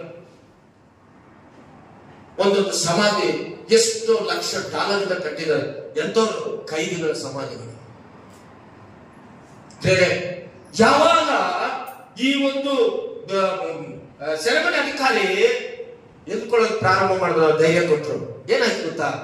ನೀನ್ ಎದುರುಬೇಡ, ಸೆರೆಮನೆ ಅಧಿಕಾರಿ ಅಂತೀರಪ್ಪ, ನಿಮ್ಗೆ ಇಷ್ಟು ಧೈರ್ಯ ಬಂದು ನಿಮ್ಮ ದೇವ್ರಿಗೆ ಅಂತ ದೇವ್ರಪ್ಪ, ನೀವು ಸ್ತುತಿಯನ್ನು ಮಾಡಿದ್ರಿ, ಪ್ರಾರ್ಥನೆ ಮಾಡಿದ್ರಿ, ಈ ಸೆರೆಮನೆ ಈ ಬಾಗಿಲುಗಳು ಹೋದ್ರು, ಇಷ್ಟು ವರ್ಷ ಯಾರ ಕೈಲೂ ಸಾಧ್ಯ ಇಲ್ಲ. ನಿಮ್ಮ ದೇವರು ನಿಜವಾದ ದೇವರು. ನಾನೇನ್ ಮಾಡ್ಬೇಕು? ಏನಿಲ್ಲ, ನೀನು ರಕ್ಷಣೆ ಹೊಂದಬೇಕು. ನೀನು ಕ್ರಿಸ್ತ ಯೇಸುವಿಗೆ ನಿನ್ನ ಹೃದಯವನ್ನು ಕೊಡ್ಬೇಕು. ನೀನು ನಂಬಿಕೋ, ಯೇಸುವೆ ನಮ್ಮ ದೇವರು. ನನ್ನಲ್ಲಿರುವಂತ ಎಲ್ಲವೂ ಲೋಕದಲ್ಲಿ ಎಲ್ಲವೂ ನಾನು ಬಿಟ್ಬಿಟ್ಟು ಯಾವುದರಿಂದ ಏನು ಪ್ರಯೋಜನ, ಮಾತನಾಡಲ್ಲ, ನೋಡಲ್ಲ, ಕೇಳೋದ್ರ ಮೇಲೆ ನನ್ನ ಮನಸ್ಸು ಇಟ್ಟಿದ್ದೇನೆ. ನಾನಿಂದು ಯೇಸುವಿನ ಮೇಲೆ ನಂಬಿಕೆ ಇರಬೇಕು. ನೀನು ನನ್ನ ರಕ್ಷಣೆ. ತಕ್ಷಣ ಏನ್ ಮಾಡಬೇಕು? ಸೆರೆಮನೆ ಅಧಿಕಾರಿ ಭಯಂಕರವಾದಂತರು, ರೋಮ್ನಲ್ಲಿ ಭಯಂಕರವಾದಂತರು, ಅಸಲು ಯೇಸು ಸ್ವಾಮಿಯವರು ಇಷ್ಟಪಡ. ಅದಕ್ಕೆ ಪೌಲನ ತಗೊಂಡೋಗಿ ಸಿಲನ್ನು ಸೆರೆಮನೆಯಲ್ಲಿ ಹಾಕಿತ್ತು. ಅಂತವನು ಮಾರ್ಗದರ್ಶನ ಹೊಂದದ, ರಕ್ಷಣೆ ಹೊಂದದ. ಯಾಕೆ? ಯೇಸು ಕ್ರಿಸ್ತನ ಅದ್ಭುತಗಳನ್ನು ನೋಡಿದ ಸೆರೆಮನೆ ಅಧಿಕಾರಿ. ಯಾವಾಗ ಯೇಸುವಿನ ಅದ್ಭುತಗಳನ್ನು ನೋಡಿದ್ನೋ ನಂಬಿಕೊಂಡ. ನಂಬಿದ ಮೇಲೆ ಏನ್ ಮಾಡಿದ್ರು ಇವರೆಲ್ಲ? ಪೌಲನು ಸಿಲನ್ ಏನ್ ಮಾಡಿದ್ರು ಅಂದ್ರೆ ಸೆರೆಮನೆ ಅಧಿಕಾರಿಯ ಮನೆಗೆ ಹೋದ್ರು. ಅವ್ರ ಮನೆಯವರಿಗೆಲ್ಲರೂ ಸ್ವಾರ್ಥ ಸಾಧ್ಯ, ಎಲ್ಲ ಮನೆಯವ್ರಿಗೆ ಯೇಸು ಸ್ವಾಮಿ ಮಾಡ್ಕೊಂಡ್ರು. ಅವ್ರಿಗೆಲ್ಲ ಇರುವಂತ ದುಷ್ಟಶಕ್ತಿಗಳು, ಅವ್ರಿಗಿರುವಂತ ಎಲ್ಲವೂ ಭಯ ಹೋಯ್ತು. ಅವ್ರಿಗೆ ರಕ್ಷಣೆ ಮಾರ್ಗ ಸಿಕ್ತು. ಎಲ್ಲರೂ ಮೋಕ್ಷ ನಿತ್ಯ ಜೀವನ ಅವ್ರ ಮನೆಯವರೆಲ್ಲ ಸಂಪಾದಿಸಿದ್ರು. ಅವ್ರಿಗೆ ಗೊತ್ತು. ಕೊನೆಗೆ ಅವ್ರು ಶಿಕ್ಷಣ ತಗೊಂಡ್ರು. ಪ್ರಿಯರೇ, ಅಂದ್ರೆ ನೀವು ಸ್ತುತಿ ಮಾಡುವಾಗ, ನೀವು ಪ್ರಾರ್ಥನೆ ಮಾಡುವಾಗ ನಿಮ್ಮ ಕೈಯಿಂದ ಅಸಾಧ್ಯವಾದಂತ ಯಾವುದೇ ಇದ್ರು ದೇವರಿಗೆ ಎಲ್ಲವೂ ಸಾಧ್ಯ. ದೇವರಿಗೆಲ್ಲವೂ ಸಾಧ್ಯ. ಬಟ್ ನಮ್ಮಲ್ಲಿ ಇರುವಂತ ದೊಡ್ಡ ಪ್ರಾಬ್ಲಮ್ ಏನು ಗೊತ್ತಾ? ನಾವು ದೇವರಿಗೆ ಮುಂಜಾನೆ ಇದ್ರೆ ಸ್ತೋತ್ರ ಮಾಡಲ್ಲ, ನಾವು ಮಧ್ಯಾಹ್ನ ಸ್ತೋತ್ರ ಮಾಡಲ್ಲ, ನಾವು ರಾತ್ರಿ ಆದಾಗ ದೇವರಿಗೆ ಸ್ತುತಿ ಮಾಡಲ್ಲ. ದೇವರ ಸನ್ನಿಧಾನಕ್ಕೆ ಸ್ತುತಿ ಮಾಡೋದಕ್ಕೆ ಪ್ರಾರಂಭದಲ್ಲಿ ಬಂದು ಹಾಡು ಹೇಳುವಾಗ, ಆರಾಧನೆ ಮಾಡುವಾಗ ದೇವರ ಸನ್ನಿಧಿಯಲ್ಲಿ ಸ್ತೋತ್ರ ಮಾಡಿ ದೇವರನ್ನು ಮಹಿಮೆಪಡಿಸೋದಕ್ಕೆ ನಮ್ಮ ಕೈಲಿ ಆಗ್ತಾ ಇಲ್ಲ. ಸ್ತುತಿಯಿಂದ ಯೆರಿಕೋ ಗೋಡೆಯನ್ನು ಬಿಡಿಸಿದ್ರಂತ ಯೆಹೋಶುವನು. ಸ್ತುತಿಯಿಂದ ಪೌಲ ಸೀಲರು ಸೆರೆಮನೆಯಿಂದ ಹೊರಗೆ ಬಂದಂತವ್ರು. ಬೈಬಲ್ ಹೇಳುತ್ತೆ, ಸ್ತುತಿ ಮಾಡುವುದರಿಂದ ಪ್ರೇರೆ. ಕೀರ್ತನೆ 66:8 ಜನಾಂಗಗಳೇ ನಮ್ಮ ದೇವರನ್ನು ವಂದಿಸಿರಿ, ಆತನನ್ನು ಸ್ತುತಿಸುವ ಧ್ವನಿ ಕೇಳಿಸಲಿ ಎಂಬುದಾಗಿ ನಾವು ನೋಡ್ತೇವೆ. ಕೀರ್ತನೆ 66. ಅನೇ ಏನ್ ಹೇಳ್ತಾನೆ ದೇವರು? ಜನಾಂಗಗಳೇ ಕೇಳಿ, ನೀವು ಏನಂತೆ? ನಮ್ಮ ದೇವರನ್ನು ವಂದಿಸಿರಿ, ಆತನನ್ನು ಸ್ತುತಿಸುವ ಧ್ವನಿ ಕೇಳಿಸ್ಬೇಕು. ಕೀರ್ತನೆ 66. ಏನ್ ಕೇಳಿಸ್ತದೆ ಧ್ವನಿ? ನಮ್ಮ ಮನೆಯಲ್ಲಿ ಏನ್ ಧ್ವನಿ ಕೇಳಿಸ್ತದೆ? ಸಿನಿಮಾ ಹಾಡುಗಳ ಧ್ವನಿ ಕೇಳಿಸ್ತದೆ. ನಮ್ಮ ಮನೆಯಲ್ಲಿ ಏನ್ ಧ್ವನಿಗಳು ಕೇಳಿಸ್ತವೆ? ಸಿನಿಮಾಗಳ ಧ್ವನಿ ಕೇಳಿಸ್ತದೆ, ಸೀರಿಯಲ್ಗಳ ಧ್ವನಿ ಕೇಳಿಸ್ತೇವೆ. ನಮ್ಮ ಮನೇಲಿ ಏನ್ ಕೇಳುತ್ತೆ? ಯಾವಾಗಲೂ ಜಗಳದ ಧ್ವನಿ, ಯಾವಾಗಲೂ ಸಣಗುಟ್ಟುವಂತ ಧ್ವನಿಗಳು, ಯಾವಾಗಲೂ ಕಸರಿ ಬಿಸಿರಿ ಧ್ವನಿಗಳು, ಯಾವಾಗಲೂ ಇನ್ನೊಬ್ಬರ ಮೇಲೆ ಅಸೂಯೆಯ ಧ್ವನಿಗಳು. ನಮ್ಮ ಮನೆಗಳಲ್ಲಿ ಸ್ತುತಿ ಇರಬೇಕು, ಸ್ತುತಿ ಇರಬೇಕು, ಸ್ತುತಿ. ದೇವರನ್ನು ಮಹಿಮೆಪಡಿಸುವಂತ ವಿಶ್ವಾಸಗಳು ನಾವಾಗಿರಬೇಕು. ಅವಾಗಲೇ ಎಲ್ಲ ಸಮಸ್ಯೆಗಳು ಬಿಟ್ಟು ಹೋಗ್ತವೆ. ಹಾಗಾಗಿ ಈ ಸ್ತುತಿಸುವಂತವರ ಜನರ ಮಧ್ಯದಲ್ಲಿ ಯಾರು ಸೇರ್ಕೊಂಡ್ರು? ಸಿಮೆಯೋನರು ಸೇರ್ಕೊಂಡ್ರು. ಇಬ್ಬರು ಯುದ್ಧಕ್ಕೆ ಹೋದ್ರು. ಇನ್ನೊಂದು ವಿಶೇಷ ಹೇಳ, ಇವ್ರು ಯುದ್ಧಕ್ಕೆ ಹೋದ್ಮೇಲೆ ಇವ್ರ ಜೊತೆ ಹೋಗ್ತಿದ್ದಂಗೆ ಸ್ತುತಿಸುವಂತ ಯಹೂದ್ಯ ಗೋತ್ರದ ಸ್ತುತಿಸುವಂತ ಜನಗಳ ಮಧ್ಯದಲ್ಲಿ ಯಾರು ಸೇರ್ಕೊಂಡ್ರು? ಸಿಮೆಯೋನರು ಸೇರ್ಕೊಂಡ್ರು. ಸಿಮೆಯೋನರು ಸೇರ್ಕೊಂಡು ಏನಾಯ್ತು ಗೊತ್ತಾ? ಸಿಮೆಯೋನರು ಸಹ ಅವರ ಜೊತೆಲಿ ಸ್ತುತಿಸೋದಕ್ಕೆ ಪ್ರಾರಂಭ ಮಾಡಿದ್ರು. ಅವರ ಜೊತೆಲಿ ಸ್ತುತಿಸೋದಕ್ಕೆ ಪ್ರಾರಂಭ ಮಾಡಿದ್ರು. ಅಲ್ಲಿ ಗಂಟ ಅವ್ರಿಗೆ ಸ್ತುತಿ ಅನ್ನೋದೇ ಗೊತ್ತಿರ್ಲಿಲ್ಲ ಸಿಮೆಯೋನರಿಗೆ. ಅಲ್ಲಿ ಗಂಟ ದೇವರನ್ನ ಆರಾಧನೆ ಬಗ್ಗೆ ಸರಿಯಾಗಿ ಗೊತ್ತಿರ್ಲಿಲ್ಲ. ಅವರು ಯಾವಾಗ ಸ್ತುತಿಸುವಂತ ಯೂದ ಗೋತ್ರದ ಜನರ ಜೊತೆಲಿ ಸೇರ್ಕೊಂಡ್ರು, ಆ ಸಿಮೆಯೋನರು ಸಹ ಅವರ ಸಹವಾಸ ಮಾಡಿ ಅವರ ಜೊತೆಲಿ ಸೇರಿಕೊಂಡು ಅವರು ಸಹ ಏನ್ ಮಾಡಿದ್ರು? ತಂದೆಯಾದ ದೇವರನ್ನು ಸ್ತೋತ್ರ ಮಾಡೋದಕ್ಕೆ ಪ್ರಾರಂಭ ಮಾಡಿದ್ರು. ಅವರು ದೇವರನ್ನು ಗಣಪಡಿಸೋದಕ್ಕೆ ಪ್ರಾರಂಭ ಮಾಡಿದ್ರು. ಬೇರೆ ಇವತ್ತು ಈ ಸೈಡ್ ಬಂದಂತ ನಾವು, ನಮ್ಮ ಕುಟುಂಬಸ್ಥರು, ನಮ್ಮ ಮನೆಯಲ್ಲಿರುವಂತರು, ನಮ್ಮ ಬಂಧು ಬಳಗ, ನಮ್ಮ ರಕ್ತ ಸಂಬಂಧಿಕರು, ನಮ್ಮ ಸ್ನೇಹಿತರು ಯಾವಾಗ ವಿಶ್ವಾಸಿಗಳಾದ ನಮ್ಮ ಮಧ್ಯದಲ್ಲಿ ಅವರು ಸಹವಾಸ ಮಾಡಬೇಕಾದ್ರೆ, ಯಾವಾಗ ಅವರು ನಮ್ಮ ಜೊತೆಯಲ್ಲಿ ಅವರು ಜೀವನದಲ್ಲಿ ಒಂದು ಕುಟುಂಬಸ್ಥರಾಗಿದ್ದಾಗ, ಅವರು ನಮ್ಮ ಜೊತೆಯಲ್ಲಿ ಸೇರಿದಾಗ ಅವರು ನಮ್ಮ ಪ್ರಾರ್ಥನೆ ನೋಡುವಂತರಾಗಿರ್ಬೇಕು, ಅವರು ನಮ್ಮ ಒಳ್ಳೆತನ ನೋಡುವಂತರಾಗಿರ್ಬೇಕು, ಅವರು ನಮ್ಮ ದೇವರ ವಾಕ್ಯವನ್ನು ಗಮನಿಸುವಂತರಾಗಿರ್ಬೇಕು, ಅವರು ನಮ್ಮ ಹಾಗೆ ಸ್ತುತಿಸುವಂತವರಾಗಿರ್ಬೇಕು. ಯಾವಾಗ ಅವರು ದೇವರ ಮಕ್ಕಳ ಸಹವಾಸ ಮಾಡ್ತಾರೋ ಅವರು ಸಹ ಕ್ರಿಸ್ತನ ಸಹವಾಸಕ್ಕೆ ಸಭೆಗೆ ಕರ್ಕೊಂಡು ಬರುವಂತ ವಿಶ್ವಾಸಿಗಳು ನೀವು ಆಗಿರ್ಬೇಕು. ನಾವು ಬರೀ ನಾನೆಲ್ಲ ಎಲ್ಲರೂ ಅಷ್ಟೇ, ನಾವು ಬರೀ ನಾವು ಬೇರೆಯವರು ಎಲ್ಲರೂ ಏನ್ ಕರೆದ್ರು ಹೋಗ್ತೀವಿ, ಅವ್ರನ್ನ ಒಂದು ದಿನ ನಾವು ಸಭೆಗೆ ಕರ್ಕೊಂಡ್ಬರ್ದು ನಮ್ಮ ಕೈಲಿ ಆಗ್ತಾನೆ ಇಲ್ಲ. ಒಂದು ಸರಿಯಾದ ಅವ್ರಿಗೆ ಸುವಾರ್ತೆ ಹೇಳೋದಕ್ಕೆ ಕರ್ಕೊಂಡ್ಬರ್ದು ನಮ್ಮ ಕೈಲಿ ಆಗ್ತಾ ಇಲ್ಲ. ಒಂದು ಸರಿಯಾದ್ರು ಅವರು ನಮ್ಮ ಬಂಧು ಬಳಗದವರಿಗೆ ಕ್ರಿಸ್ತನಿಗೆ ಒಂದು ಹೃದಯವನ್ನು ಪಡಿಸೋದಕ್ಕೆ ಒಂದು ಸಲ ನಮ್ಮ ಚರ್ಚಿಗೆ ಬರ್ರಿ, ಒಂದು ಸಲ ಬಂದು ಕುಂತ್ಕೊಳ್ರಿ, ಒಂದು ವಾರ ನೋಡಿ ಎಂಬುದಾಗಿ ನಾವು ಅನೇಕರು ಕರ್ಕೊಂಡ್ಬರ್ದಾಗ್ತಿಲ್ಲ. ಅವ್ರು ಯಾಕೆ ಕ್ರಿಸ್ತನ ಸಹವಾಸ ಮಾಡ್ತಾರೆ, ಅವ್ರು ಯಾಕೆ ಯೇಸು ಕ್ರಿಸ್ತನ ನಂಬ್ತಾರೆ ಹೇಳಿ, ಅವ್ರು ಯಾಕೆ ಯೇಸುವಿನ ಮೇಲೆ ವಿಶ್ವಾಸ ಇರ್ತಾರೆ ಹೇಳಿ. ಸಿಮಿಯೋನರಿಗೆ ಯೆಹೂದ್ಯರು ಕರೆದರು. ಏನಂತ ಕರೆದರು? ನೀವೂ ಬನ್ನಿ ಸಹೋದರರಾದ ಸಿಮೋನರಿಗೆ ಕಾಲೇನರೊಡನೆ ಯುದ್ಧ ಮಾಡೋದಕ್ಕೋಸ್ಕರ ನೀವು ನಮ್ಮ ಸಂಗಡ ಮುರಚನ ನಮ್ಮ ಸ್ವಾಸ್ಥ್ಯ ಭೂಮಿಗೆ ಬನ್ನಿರಿ. ಎಂಥ ಮಾತು! ದೇವರ ಯೆಹೂದ್ಯರಿಗೆ ನೀವು ಹೋಗುವಂತ ಅವರೊಬ್ಬರೇ ಹೋಗಲಿಲ್ಲ, ಹೋಗ್ತಾ ಸಿಮಿಯೋನರಿಗೆ ಕರ್ಕೊಂಡ್ರು, ಬರ್ರಿ ಅಂದ್ರು. ಅನಂತರ ನಾವು ನಿಮ್ಮ ಸಂಗಡ ನಿಮ್ಮ ಸ್ವಾಸ್ಥ್ಯ ಭೂಮಿಗೂ ನಾವು ಬರ್ತೇವೆ. ಏನಂದ್ರು? ನೋಡಪ್ಪ, ಈಗ ನೀವು ಬರ್ರಿ ಸಿಮೋನರೇ, ನೀವು ಬರೀ ಯುದ್ಧಕ್ಕೆ ನಾವು ಹೋಗೋಣ. ಅವ್ರು ಎದುರಿಲ್ಲ, ಯುದ್ಧಕ್ಕೆ ಹೋದ್ರೆ ನಾವೇನಾಗ್ಬಿಡ್ತೇವೆ, ಸತ್ತೋಗ್ಬಿಡ್ತೇವೆ. ಎದುರಿಲ್ಲ ಸಿಮೋನರು. ಯೆಹೂದ್ಯರು ಬಲವುಳ್ಳವರು ಅಂತ ಅವ್ರಿಗೆ ಗೊತ್ತು, ಯೆಹೂದ್ಯರು ಸ್ತುತಿ ಮಾಡುವಂತವ್ರಿಗೆ ಗೊತ್ತು, ಯೆಹೂದ್ಯರಿಗೆ ಕಾನಾನ್ ದೇಶದ ದೇವರು ಒಪ್ಪಿಸಿದ್ದಾರೆ ಅಂತ ಅವ್ರಿಗೆ ಗೊತ್ತು. ಅದಕ್ಕೋಸ್ಕರ ಅವರ ಜೊತೆಯಲ್ಲಿ ಸಹವಾಸದಲ್ಲಿ ಅವರು ಹೋದ್ರು ಯುದ್ಧ ಮಾಡೋದಕ್ಕೆ, ಅವ್ರ ಜೊತೆಯಲ್ಲಿ ಹೋದ್ರು ಯುದ್ಧ ಮಾಡೋದಕ್ಕೆ. ಬೇರೆ ಯುದ್ಧ ಮಾಡೋದಕ್ಕೆ ಹೋದಂತವ್ರು, ಯುದ್ಧ ಮಾಡಕ್ಕೆ ಬಂದಂತವ್ರು ಮತ್ತೆ ಅವ್ರೇನ್ ಮಾಡುದು ಅಂದ್ರೆ ಸ್ತುತಿಯನ್ನು ಸಲ್ಲಿಸುವಂತ ಜನಗಳ ಸಹವಾಸ ಮಾಡಿ ಸ್ತೋತ್ರ ಸಲ್ಲಿಸಿದ್ರು.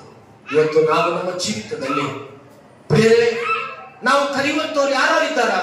ದೇವಸ್ಥಾನಕ್ಕೆ ಬರ್ರಿ ಅಂತ ಯಾವತ್ತ ನಮ್ಮ ಬಂಧುಗಳನ್ನು ಕರೆದಿದೀವ? ನಮ್ಮ ಚರ್ಚಿ ಒಂದು ವಾರ ಬರ್ರಿ ಅಂತ ಯಾರು ನಾವು ಕರೆದಿದೀವ? ಖಂಡಿತವಾಗಿ ನೀನು ನಾನು ಒಂದದಲ್ಲಿ ಲೆಕ್ಕ ಕೊಡಬೇಕು ದೇವರಿಗೆ. ನನ್ನನ್ನು ಸೇರಿಕೊಳ್ಳಿ ಹೇಳ್ತೀನಿ. ನಾವೆಲ್ಲರೂ ಎಲ್ಲ ಪಾರ್ಟಿಗಳಿಗೆ ಹೋಗ್ತೀವಿ. ಅದೇ ನಮ್ಮ ಮನೆ ಕ್ರಿಸ್ಮಸ್ ಮಾತ್ರ ನಾನು ನೀವು ಕರೀತೀವಿ ಅಷ್ಟೇ. ಚರ್ಚಿಗೆ ಬರ್ರಿ ಯಾವತ್ತಾದ್ರೂ ಒಂದು ಭಾನುವಾರ, ಒಂದ್ಸತಿ 10 ಸತಿ ಹೇಳೋಣ, ಒಂದ್ಸತಿ ಆದ್ರೂ ಇಷ್ಟು ಸತಿ ಕರೆದಿದ್ರಲ್ಲ, ಒಂದ್ಸತಿ ಆದ್ರೂ ಹೋಗೋಣ ಅವರ ಸಾವಾಸಕ್ಕಂತ ಬಂದೇ ಬರ್ತಾರೆ. ಅವ್ರಿಗೋಸ್ಕರ ನಾವು ಪ್ರಾರ್ಥನೆ ಮಾಡೋಣ, ದೇವರ ಕುಟುಂಬವನ್ನು ನಾನು ಕರ್ತ ನಡೆಸಿ ಎಂಬುದಾಗಿ. ಯಾವಾಗ ಅವರು ದೇವರ ಸನ್ನಿಧಾನಕ್ಕೆ ಬರ್ತಾರೆ, ಯಾವಾಗ ನಮ್ಮ ಸಹವಾಸಕ್ಕೆ ಬರ್ತಾರೋ ಅವರನ್ನು ದೇವರು ಹಿಡ್ಕೊತಾನೆ. ಹಾಲೆಲೂಯ! ನೀನು ಕರೆಯುವುದು ಕರ್ಕೊಂಡ್ಬಂದು ಸೇರಿಸ ನಮ್ಮ ಜವಾಬ್ದಾರಿ. ನಾವು ಬರೀ ಪಾರ್ಟಿಗಳಿಗೆ ಹೋಗ್ಬರೋದೇ ನಮ್ಮ ಜವಾಬ್ದಾರಿ. ನನ್ನನ್ನು ಸೇರಿ ಬೇಜಾರಾಗಬೇಕು, ನನ್ನನ್ನು ಸೇರಿ ನಾವು ಬರೀ ಪಾರ್ಟಿಗಳಿಗೆ ಹೋಗೋದೇ, ಅವ್ರನ್ನ ನಾವು ಪಾರ್ಟಿ ಕರೆಯೋದು ಯಾವಾಗ? ಕ್ರಿಸ್ಮಸ್ಗೆ ನೀವು ಮುಗಿದು ಮತ್ತೆ ಅವ್ರ ಪಾರ್ಟಿಗೆ ಹೋಗಿ ಅಷ್ಟೇ. ಯಾವತ್ತಾದ್ರೂ ನಾವು ಚರ್ಚಿಗೆ ಬರ್ರಿ, ಕ್ರಿಸ್ಮಸ್ ದಿನ ಬೆಳಿಗ್ಗೆ ಹೊಸ ವರ್ಷಕ್ಕೆ ಬರ್ರಿ, ನಮ್ಮ ಸಹವಾಸ ಮಾಡ್ರಿ, ಬರ್ರಿ. ಇವತ್ತು ನಮ್ಮ ಚರ್ಚ್ ಆನಿವರ್ಸರಿ, ನಮ್ಮ ಸಹವಾಸ ಚರ್ಚಿಗೆ ಬರ್ರಿ, ನಿಮ್ ಮಕ್ಕಳನ್ನ ಕಳಿಸ್ರಿ. ಇವತ್ತು ಈ ಬಾಯಿಂದ ನಾವು ಯಾರಿಗಾರು ಕರ್ತಿದ್ದೀವ? ಯಾರಿಗಾದ್ರೂ ಅಟ್ಲೀಸ್ಟ್ ಸುವಾರ್ತೆ ಅನ್ನೋದಾದ್ರೂ ಆಗಲ್ಲ, ಅವ್ರನ್ನ ನಮ್ಮ ಸಭೆಗಾರ ಕರೆದು ದೇವರ ಸಭೆಗೆ ಸೇರಿಸಿದೀವ? ನಾವು ದೇವರ ಮುಂದೆ ಲೆಕ್ಕ ಕೊಡಬೇಕಾಗುತ್ತೆ. ದೇವ್ರನ್ನ ಒಂದು ಲೆಕ್ಕ ಕೊಡಬೇಕಾಗುತ್ತೆ. ನಶಿಸಿ ಹೋಗುವ ಆತ್ಮಗಳನ್ನು ನೀನು ಕರ್ತನ ಕಡೆಗೆ ನಡೆಸ್ತಾ ಇದ್ರೆ, ದೇವರು ಈ ಲೋಕದಲ್ಲಿ ನೀನು ಸತ್ತು ಹೋದ ಮೇಲೆ ಪರಲೋಕಕ್ಕೆ ನೀನು ಹೋಗುದಾದ್ರೆ ದೇವರಿಗೆ ನಾವು ಲೆಕ್ಕ ಕೊಡಬೇಕಾಗುತ್ತೆ. ನೀನ್ ಯಾರಿಗೆ ಸುವಾರ್ತೆ ಹೇಳಿದ್ಯಮ್ಮ? ಯಾರಿಗೆ ಸುವಾರ್ತೆ ಹೇಳಿದ್ರಪ್ಪ? ನೀವ್ ಎಷ್ಟು ಜನನ ನಿಮ್ಮ ಸಾಹಸಕ್ಕೆ ಕರ್ಕೊಂಡು ಹೋಗಿದ್ದೀರಾ?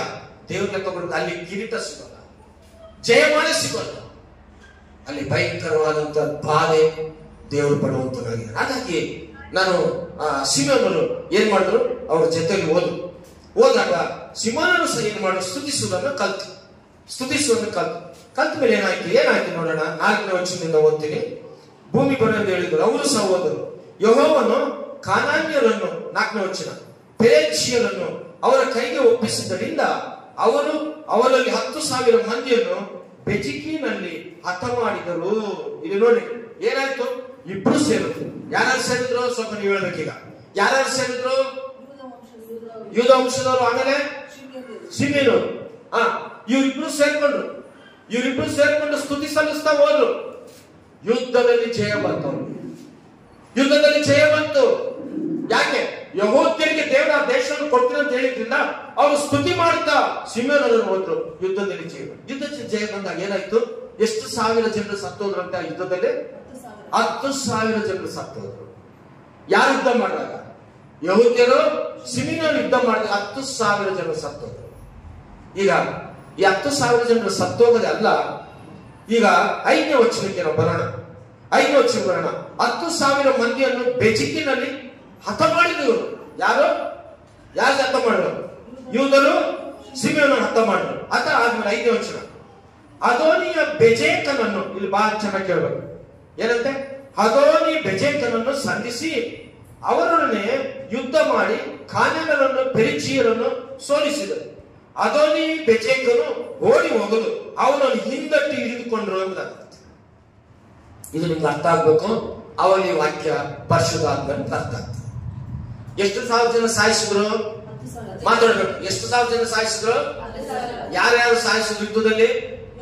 ಯಹೂದ್ಯರು, ಸಿಮೆಯೋನರು. ಈ 10,000 ಜನ ಸಾಯಿಸಿದ ಮೇಲೆ ಈಗ ಆ ಪ್ರಾಂತಕ್ಕೆ ಒಬ್ಬ ರಾಜ ಇದ್ದಾನೆ.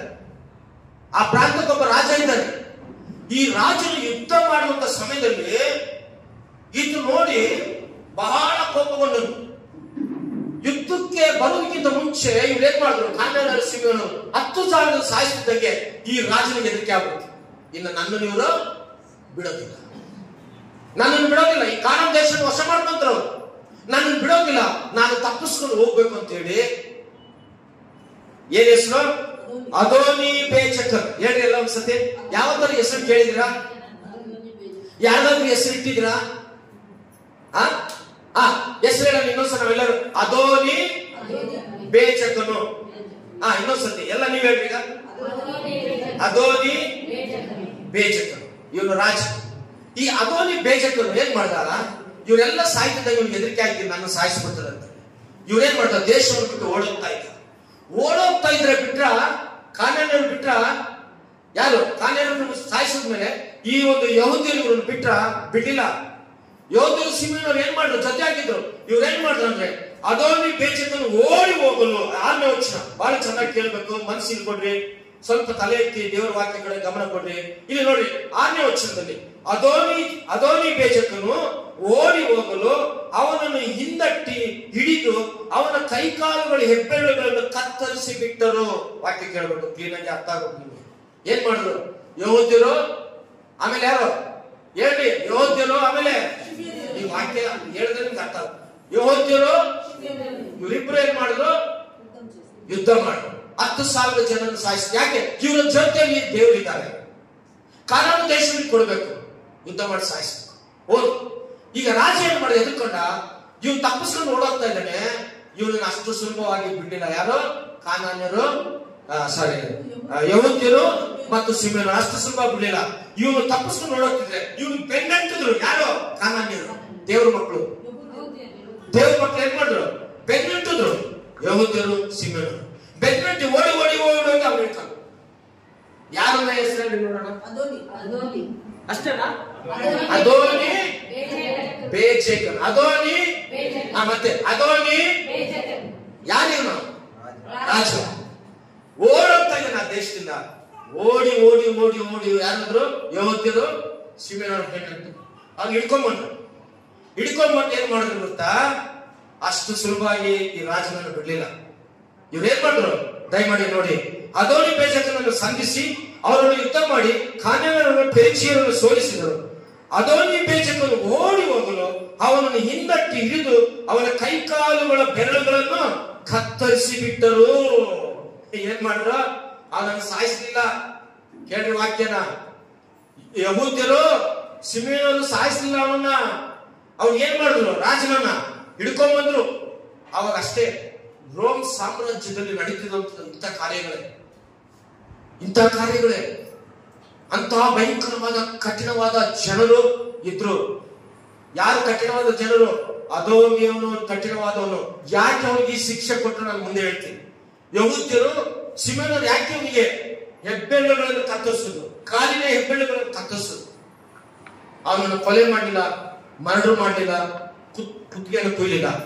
ಅವನ್ಗೇನ್ ಮಾಡಿದ್ರು? ಹೆಬ್ಬೆರಳುಗಳನ್ನು ಕತ್ತರಿಸಿದ್ರು. ಕತ್ತರಿಸಿದ ಮೇಲೆ ಅವನು ಹಿಂಸೆ ಪಟ್ಟು ಸಾಯೋದಿಗೆ ಮಾಡಿದ್ರು. ಯಾರು? ಯಹೂದ್ಯರು, ಸ್ತುತಿಸುವಂತವರನ್ನು. ಇನ್ನೊಂದು ಮಾತು ನಮ್ಮ ಭಾಷೆಯಲ್ಲಿ ಸ್ತುತಿ ಮಾಡುವಂತ ಯಹೂದ್ಯರು, ಸ್ತೋತ್ರ ಮಾಡುವಂತ ಯಹೂದ್ಯರು ಅದೋನಿ ಬೇಚಕನನ್ನು ಏನ್ ಮಾಡಿದ್ರು? ಹಿಡ್ಕೊಂಡ್ಬಂದ್ರು. ಸಾಯಿಸಿಲ್ಲ. ಅವನ ಹೆಬ್ಬೆರಳುಗಳು. ಯಾಕೆ ಹೆಬ್ಬೆರಳುಗಳನ್ನು ಕಟ್ ಮಾಡ್ತಾರೆ ಹೇಳಿ? ಹೆಬ್ಬೆರಳು ನಮ್ಗೆ ಏನು? ಹೆಬ್ಬೆರಳು ಎಲ್ಲ ಬೆರಳು ಹೋಗಿ ಹೆಬ್ಬೆರಳು ಹೋಗಿ ಎಲ್ಲ ಬೆರಳು ಏನಾಗುತ್ತೆ? ಬರೆಯಕ್ಕಾಗುತ್ತಾ? ಊಟ ಮಾಡಕ್ಕಾಗುತ್ತಾ? ಸ್ವಲ್ಪ ಕಂಪ್ಯೂಟರ್ ಬೇಕಾದ್ರೆ ಒಂದು 2-3 ಬಟನ್ ಹೊತ್ಕೋಬಹುದು ಅಷ್ಟೇ. ಇನ್ನೇನ್ ಮಾಡಕ್? ಹೆಬ್ಬೆರಳು ಹೋದ್ರೆ ಏನ್ ಮಾಡುತ್ತೆ? ಕೀಬೋರ್ಡ್ ಅಷ್ಟೇ. ಈ ಹೆಬ್ಬೆರಳು ಅನ್ಬೇಕಷ್ಟೇ. ಪ್ಯಾಡ್ ಹೊಡಿದ್ರು ಅಷ್ಟೇ. ಹೆಬ್ಬೆರಳು ಹೋದ್ರೆ ಹಿಂಗ್ ಹೊಡ್ಕೊಂಡು ಹೆಬ್ಬೆರಳುಗಳನ್ನ ಕಟ್ ಮಾಡಿದ್ರು. ದೇವರು ನಿನಗೆ ಸೃಷ್ಟಿ ಮಾಡಿದಂತ ಪ್ರತಿ ಅವಯವಗಳು ಶ್ರೇಷ್ಠವಾದಂತ ದೇವರು. ಆ ಭೂಮಿಯ ಮಣ್ಣಿನಿಂದ ನನ್ನನ್ನು ಸೃಷ್ಟಿ ಮಾಡಿದ ದೇವರು. ಮನುಷ್ಯನಿಗೆ ಜೀವವಾಯುವಂತ ದೇವರು. ಪ್ರತಿ ಒಂದು ಅವಯವಗಳು ಶ್ರೇಷ್ಠವಾದಂತೆ ಮನುಷ್ಯ. ಒಂದು ಸ್ವಲ್ಪ ಕಿವಿ ನೋವು ಬಂದ್ರೆ ಸಾಕು, ಶ್ರೇಷ್ಠವಾದಂತದ್ದೇ. ಯಾಕೆ ಕಿವಿ ನೋವು ಬಂದ್ಬಿಟ್ಟು ಏನಾಗಲ್ಲ ಬಿಡಂತ ಮಲಗಲ್ಲ. ಅವಾಗ ಹೋಗ್ತೀವಿ ಡಾಕ್ಟರ್, ಸ್ಪೆಷಲಿಸ್ಟ್ ಕಿವಿ ಡಾಕ್ಟರ್. ಆ ಕಿವಿ ನೋವು ಹೋಗ್ತಿದಂಗೆ ಮೂಗಳು ನೋವು ಬಂತು, ಮೂಗ್ ನೋವು ಬಂತು, ಮೂಗ್ನಾಗ ಏನಾಗಲ್ಲ ಬಿಡಂತ ಹೇಳ. ಮತ್ತು ಮೂಗಿನ ಸ್ಪೆಷಲಿಸ್ಟ್ ಯಾರು ಹೋಗ್ತೀವಿ. ಈ ಕೈ ನೋವು ಬಂತು ಅನ್ಕೋ, ನಾನು ಹೋದೆ ಆಸ್ಪತ್ರೆಗೆ, ನನ್ ಕೈ ನೋವು. ಈ ಕೈ ನೋವೇ ಬೇರೆ ಡಾಕ್ಟರ್ ಅಂತೆ. ಫಿಸಿಷಿಯನ್ ಇಲ್ಲ, ಇದನ್ನೇ ನೋಡೋದು ಬೇರೆ ಇರ್ತಾರೆ. ಈ ಕಾಲು ನೋವು ನೋಡೋದೇ ಬೇರೆ. ಪ್ರತಿ ಒಂದಕ್ಕೊಂದೊಂದು ಡಾಕ್ಟರ್ ಇರ್ತಾರೆ. ಬಿಡ ಕೈ ನೋವು ಅಂತ ಸುಮ್ಮನಿರಲ್ಲ. ದೇವರು ಸೃಷ್ಟಿ ಮಾಡಿದಂತ ಪ್ರತಿಯೊಂದು ಅವಯವಗಳು ಶ್ರೇಷ್ಠವಾದಂತವೆ. ಹೆಬ್ಬೆರಳು ಬಹಳ ಶ್ರೇಷ್ಠವಾದಂಥದ್ದು. ಏನ್ ಮಾಡಿದ್ರು? ಅದೋನಿ ಬೇಜಕನು ಓಡಿ ಹೋಗಲು ಹಿಡಿದ್ರು. ಅವನ ಕೈಗಳನ್ನು, ಹೆಬ್ಬೆರಳುಗಳನ್ನು, ಕೈ ಕಾಲುಗಳ ಹೆಬ್ಬೆರಳು ಕತ್ತರಿಸಿ ಬಿಟ್ಟರು. ಯಾರು ಕತ್ತರಿಸಿದ್ರಮ್ಮ? ಯಹೂದ್ಯರು ಕತ್ತರಿಸಿದ್ರು. ಯಹೂದ್ಯರಿಗೆ ನಮ್ಮ ಭಾಷೆ, ಇನ್ನೊಂದು ಭಾಷೆ ಏನಂತಾರೆ? ಸ್ತುತಿ ಮಾಡುವಂತವ್ರು ಕತ್ತರಿಸಿದ್ರು. ಸ್ತುತಿ ಮಾಡುವಂತ ನೀವು ನಾವು ದೇವರ ಮಕ್ಕಳು, ನಮಗೆ ವಿರೋಧವಾದಂತ ಯಾವ ಖಡ್ಗವೂ ನಮ್ಮ ಮುಂದೆ ನಿಲ್ಲೋದಿಲ್ಲ. ಸ್ತುತಿ ಮಾಡುವಂತ ದೇವರ ಮಕ್ಕಳು, ಸ್ತೋತ್ರ ಮಾಡುವಂತ ದೇವರ ಮಕ್ಕಳು, ದೇವರ ನಂಬಿರುವಂತರು ಮುಂದೆ ಯಾವ ಒಂದು ಆಯುಧವು, ಯಾವ ಒಂದು ಶೋಧನೆಗಳು ನಮ್ಮ ಮುಂದೆ ನಿಲ್ಲೋದಿಲ್ಲ. ಯಾಕೆ? ಇದು ಸ್ತುತಿ ಮಾಡುವಂತ ಯೂದ ವಂಶದ ಮಕ್ಕಳು. ನಾವು ಸ್ತುತಿ ಮಾಡೋದನ್ನ ಫಸ್ಟ್ ಕಲಿಬೇಕು. ಸ್ತುತಿಗಿಂತ ಬರೀ ಗೊಂಡ್ಬಿಟ್ಟದೇ ಜಾಸ್ತಿ. ಸ್ತುತಿಗಿಂತ ನಮ್ಮ ನಾಲಿಗೆಯಲ್ಲಿ ಬರೋದು ಯಾವಾಗಲೂ ಇನ್ನೊಬ್ಬರು ಬೈಯೋದೇ ಜಾಸ್ತಿ. ಸ್ತುತಿಗಿಂತ ಯಾವಾಗಲೂ ಮನೆಯಲ್ಲಿ ಜಗಳಗಳೇ ಜಾಸ್ತಿ. ಸ್ತುತಿಗಿಂತ ಯಾವಾಗಲೂ ಸಮಸ್ಯೆಗಳು ಜಾಸ್ತಿ. ಯೇಸು ಸ್ವಾಮಿ ನಂಬಿರೋ ಮಕ್ಕಳು ಸ್ತುತಿ ಮಾಡುವಂತ ಮಕ್ಕಳಾಗಿರ್ಬೇಕು ನಿಮ್ಮ ಬಾಯಿಂದ. ಆವಾಗ ನಿನಗೆ ಜಯಿಸುವಂತ ಶಕ್ತಿ ಕೊಡ್ತಾನೆ. ಸ್ತುತಿ ಮಾಡುವಂತವ್ರು ಏನ್ ಮಾಡಿದ್ರು? ಅದೋನಿ ಬೇಜಕನನ್ನ ಹಿಡ್ಕೊಂಡ್ರು, ಬೆರಳುಗಳನ್ನು ಕತ್ತರಿಸಿದ್ರು. ಈಗ ಇವನೇನ್ ಹೇಳ್ತಾ ನೋಡೋಣ. ಇವ್ ಯಾವಾಗ ಹೆಬ್ಬೆರಳು ಕಾಲ್ ಬೆರಳು ಕತ್ತರಿಸಿದ್ರು, ಈಗ ಅದೋನಿ ಬೇಜಕನ್ ಏನ್ ಹೇಳ್ತಾನೆ ನೋಡೋಣ. ಎಲ್ಲಿ? 6ನೇ ವಚನದಲ್ಲಿ ಕೈ ಕಾಲು ಹೆಬ್ಬೆರಳುಗಳನ್ನು ಕತ್ತರಿಸಿ ಬಿಟ್ಟರು. ಆಗ ಅದೋನಿ ಬೇಜಕನು, ನಾನು ಕೈ ಕಾಲುಗಳ ಹೆಬ್ಬೆರಳುಗಳನ್ನು ಕತ್ತರಿಸಿ ಬಿಟ್ಟ 70 ಮಂದಿ ಅರಸರು ನನ್ನ ಮೇಜಿನ ಕೆಳಗೆ ಬೀಳುವ ಚೂರುಗಳನ್ನು ಕೂಡಿಸಿಕೊಂಡು ತಿನ್ನುತ್ತಿದ್ದರು. ನಾನು ಅವರಿಗೆ ಮಾಡಿದಂತೆಯೇ ದೇವರು ನನಗೆ ಮಾಡಿದ್ದಾನೆ ಅಂದನು. Praise the lord. ಏನಂದ ಅದೋನಿ ಬೇಜಕನ್? ಏನಂದ? ಇಲ್ಲಿ ನೋಡಿ, ಎಲ್ಲ ಸ್ವಲ್ಪ ಕೇಳಿ. ಅದೋನಿ ಬೇಜಕನ್ ಏನಂದ? ನಾನು 70 ಮಂದಿ ಅರಸನಿಗೆ ಹಿಡ್ಕೊ ಬಂದು ಕೈ ಬೆರಳುಗಳು, ಕಾಲು ಬೆರಳುಗಳನ್ನು ಕತ್ತರಿಸಿದ್ನಲ್ಲ, ಅದೇ ರೀತಿಯಾಗಿ ಈಗ ನಾನು ಯೆಹೋವನು ಸ್ತುತಿ ಮಾಡುವವರ ಕೈಗೆ ಸಿಕ್ಕೊಂಡ ಮೇಲೆ ಇವರು ನನ್ನನ್ನು ಸರಿಯಾಗಿ ಮಾಡಿದ್ದಾರೆ. ನಾನು ಮಾಡಿದ್ದನ್ನೇ ಅವರು ನನಗೆ ಮಾಡಿದ್ದಾರೆ. ಹಲ್ಲೆಲೂಯ. ಅಂದ್ರೆ 70 ಮಂದಿ ಅರಸರಿಗೆ ಇವನು ಮಾಡಿದ್ರೆ ಲೆಕ್ಕ ಹಾಕಿದ್ರೆ 70 ಸಾರಿ ಈತನ ಹಿಸ್ಟ್ರಿ ನಾನು ಓದ್ಬೇಕಾದ್ರೆ 70 ಸಾರಿ ಇವತ್ತು ಯುದ್ಧಕ್ಕೆ ಹೋದಾಗಲ್ಲ ಯುದ್ಧಕ್ಕೆ ಹೋದಾಗಲ್ಲ ಅರಸನ್ ಕರ್ಕೊಂಡ್ ಬರೋದು, ಹೆಬ್ಬೆರಳುಗಳನ್ನ, ಕಾಲಿನ ಹೆಬ್ಬೆರಳು, ಕೈಗಳ ಹೆಬ್ಬೆರಳು ಕತ್ತರಿಸೋದು, ಅಲ್ಲಿ ಬಿಸಾಕೋದು ಮಾಡ್ತಾರೆ. ಈ ಅದೋನಿ ಬೇಜಕನು ಅಷ್ಟು ಕ್ರೂರವಾದ ರಾಜನು. ಅಂತ ರಾಜನು 50 ಅಲ್ಲ, 60 ಅಲ್ಲ, 69 70 ಜನ ರಾಜರನ್ನು ಆತನು ಯುದ್ಧ ಮಾಡಿ ಗೆಲ್ತ. ಅಷ್ಟು ಯುದ್ಧಶೀಲನು, ಅಷ್ಟು ಯುದ್ಧ ವೀರನು ಈತನು. 70 ರಾಜರನ್ನ ಯುದ್ಧದಲ್ಲಿ ಬಂದು ಅವನ ಅರಮನೆಯಲ್ಲಿ ಅವ್ರನ್ನ ಕೈ ಕಾಲ ಹೆಬ್ಬೆರಳು ಕತ್ತರಿಸಿ ಬಿಸಾಕಲು. ಅವ್ರನ್ನ ನೋಡಿ ಏನ್ ಮಾಡ್ತಿದ್ದ ಅಂತ ಅವ್ರನ್ನ ನೋಡಿ ಏನ್ ಮಾಡ್ತಿದ್ದ ನೋಡಿ. ಅವ್ರು ನೋಡಿ ಏನ್ ಮಾಡ್ತಿದ್ದ, ಹೆಬ್ಬೆರಳು ಕತ್ತರಿಸಿ ಬಿಟ್ಟ. ಆಗ ಅದೊಂದು ಬೆಳೆಸಿದ, ನಾನು ಕೈಕಾಲು ಹೆಬ್ಬೆರಳು ಕತ್ತರಿಸಿ ಬಿಟ್ಟ. 70 ಮಂದಿ ಅರಸರು ನನ್ನ ಮೇಜಿನ ಕೆಳಗೆ ಬೀಳುವ ಚೂರುಗಳನ್ನು ಕೂಡಿಸಿಕೊಂಡು ತಿನ್ನುತ್ತಿದ್ದರು. ಏನ್ ಮಾಡ್ತಿದ್ದ, ಅದೊಂದು ಬೇಜಕಂತೆ ಈ 70 ಜನನ ಬೆಳೆಗಳನ್ನ ಯುದ್ಧದಲ್ಲಿ ತಂದು ಕತ್ತರಿಸಿ ಬಿಸಾಕಿದಾಗ ಇವನು ರಾಜ ಅಲ್ವಾ, ಮೇಜಿನ ಮೇಲೆ ಕುಂತ್ಕೊಂಡು ಇವನು ಊಟ ಮಾಡುವಾಗ ಇವನು ತಿಂದು ಬಿಸಾಕಿದ್ದನ್ನ ಈ ಹೆಬ್ಬೆರಳಿಲ್ಲದಂತವ್ರು ಏನ್ ಮಾಡ್ತಾರೆ, ಕೊರ್ಕಿ ಕೊರ್ಕಿ ಕೊರ್ಕಿ ಹೋಗಿ ತಿನ್ನಲಾರದೆ ಅವ್ರು ಏನ್ ಮಾಡ್ತಾರೆ, ಆಹಾರವನ್ನ ತಿನ್ನುತ್ತಾ ಇದ್ದನಂತೆ. ಅಂತ ಶಿಕ್ಷೆ ಅದೊಂದು ಬೇಜಕನು ಈ 70 ಜನರಿಗೆ ಕೊಡ್ತಾ ಇದ್ದಾರೆ.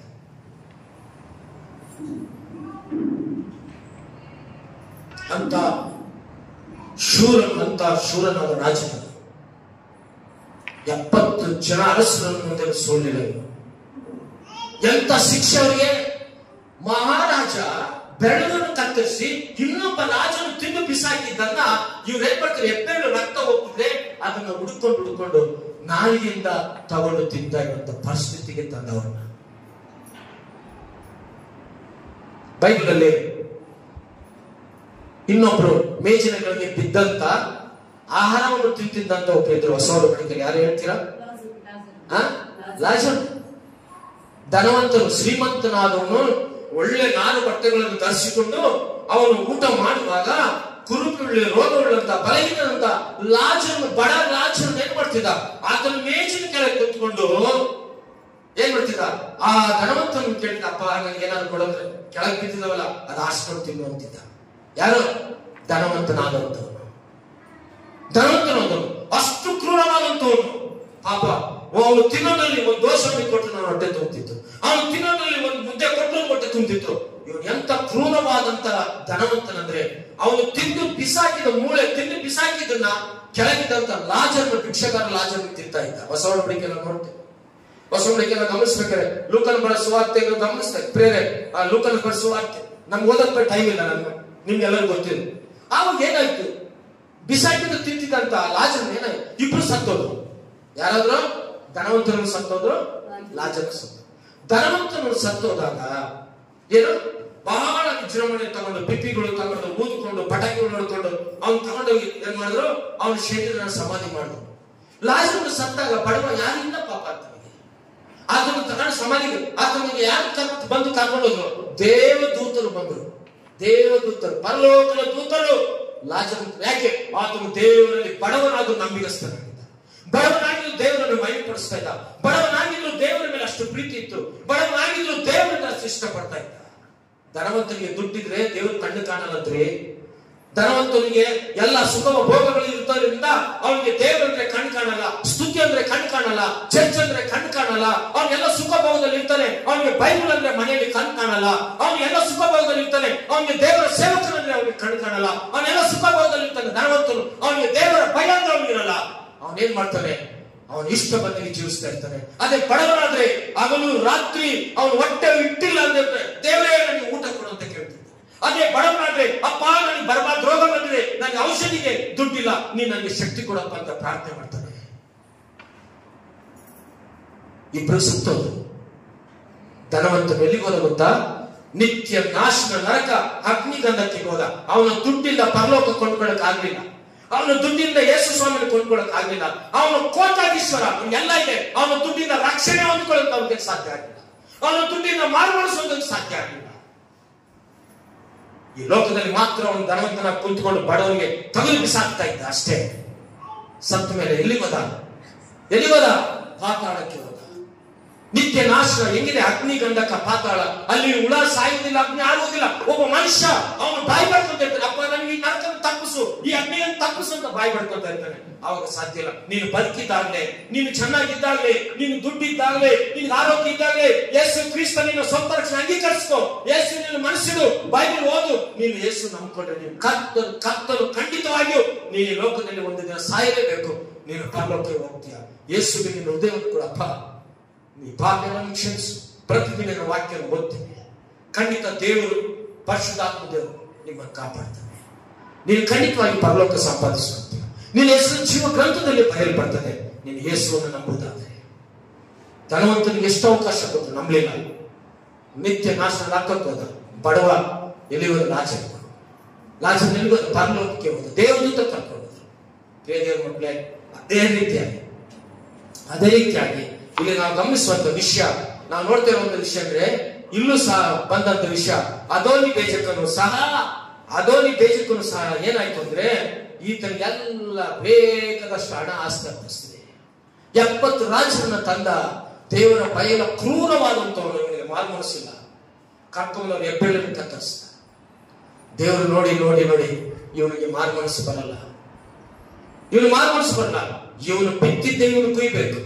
ಇವನು ಬಿತ್ತಿದ್ದೆ ಎಬೆನೇಜಕನು ಬಿತ್ತಿದ್ದೆ, ಅದೋನಿ ಬೇಜಕನು ಬಿತ್ತಿದ್ದೆ ಕುಯ್ಬೇಕು ಎಂಬುದಾಗಿ ಯಾರನ್ನ ಸಿದ್ಧ ಮಾಡ? ದೇವರು ಯಾರನ್ನು ಸಿದ್ಧ ಮಾಡ? ಯೆಹೂದ್ಯರನ್ನು ಸಿದ್ಧ ಮಾಡ, ಸಿಮೋನನ್ನು ಸಿದ್ಧ ಮಾಡ.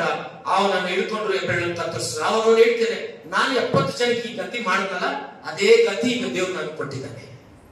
ಈಗ ಅವನೇನ್ ಮಾಡಿದಾನೆ? ಅವನು ಹೆಬ್ಬೆಳ್ಳು ಕಳ್ಕೊಂಡ, ಅವನು ನಾಲಿಗೆಯಿಂದ ತಿನ್ನೋದಕ್ಕೆ ಪ್ರಾರಂಭ ಮಾಡಿದ.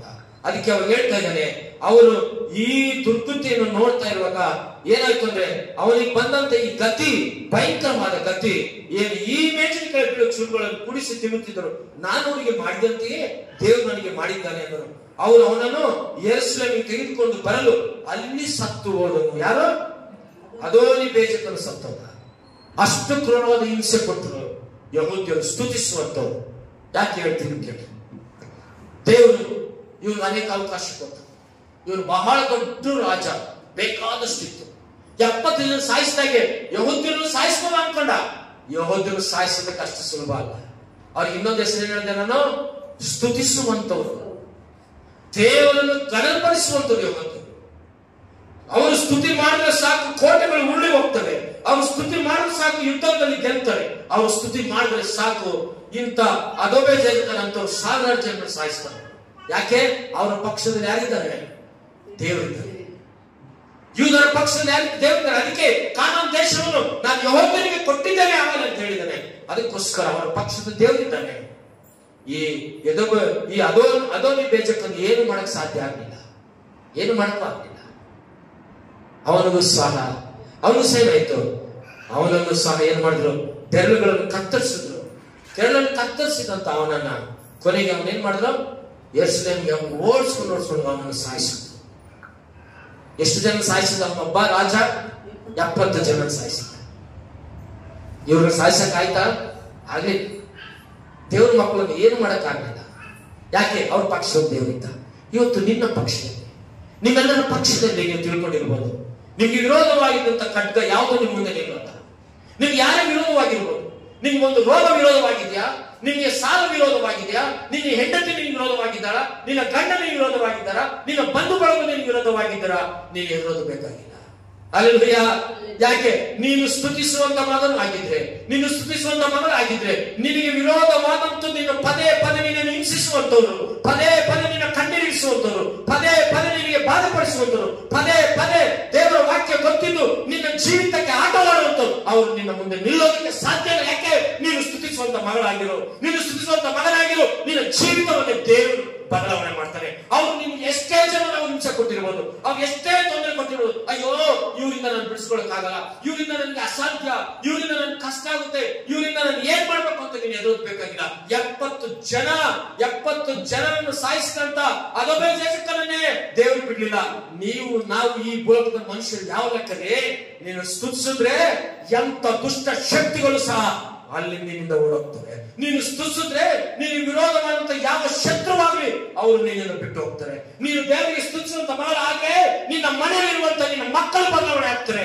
ನೀನು ದೇವರ ಸನ್ನಿಧಾನದಲ್ಲಿ ಸ್ತೋತ್ರ ಮಾಡುವಂತ ಯೂದ ಗೋತ್ರದ ಸಿಂಹವಾಗಿರು. ನೀನು ಯೂದ ಗೋತ್ರದ ದೇವರ ಮಗನಾಗಿ ನೀನು ಸ್ತೋತ್ರ ಮಾಡು. ಅದೋನಿ ಬೇಜಕನು 70 ಜನ ಸಾಯಿಸಿದ. ಸ್ತುತಿಸುವಂತ ಯೂದ ಗೋತ್ರವನ್ನು ಸಾಯಿಸಕ್ಕೆ ಆಗಲಿಲ್ಲ, ಯುದ್ಧದಲ್ಲಿ ಗೆಲ್ಲಕ್ಕಾಗಲಿಲ್ಲ. ಅವರು ಅದೇ ಗತಿ ಮಾಡಿದ್ರು. ಅವನಿಗೆ ಬೆರಳುಗಳನ್ನು ಕತ್ತರಿಸಿ ಬಿಸಾಕಿದ್ರು, ಓಡಿಸ್ಕೊಂಡು ಹೋದ್ರು. ಯೆರೂಸಲೇಮಿನಲ್ಲಿ ಅವನು ಸತ್ತು ಹೋದ. ಆಮೇಲೆ ಅದ್ರ ಸ್ಟೋರಿ ಬಹಳ ಇದೆ.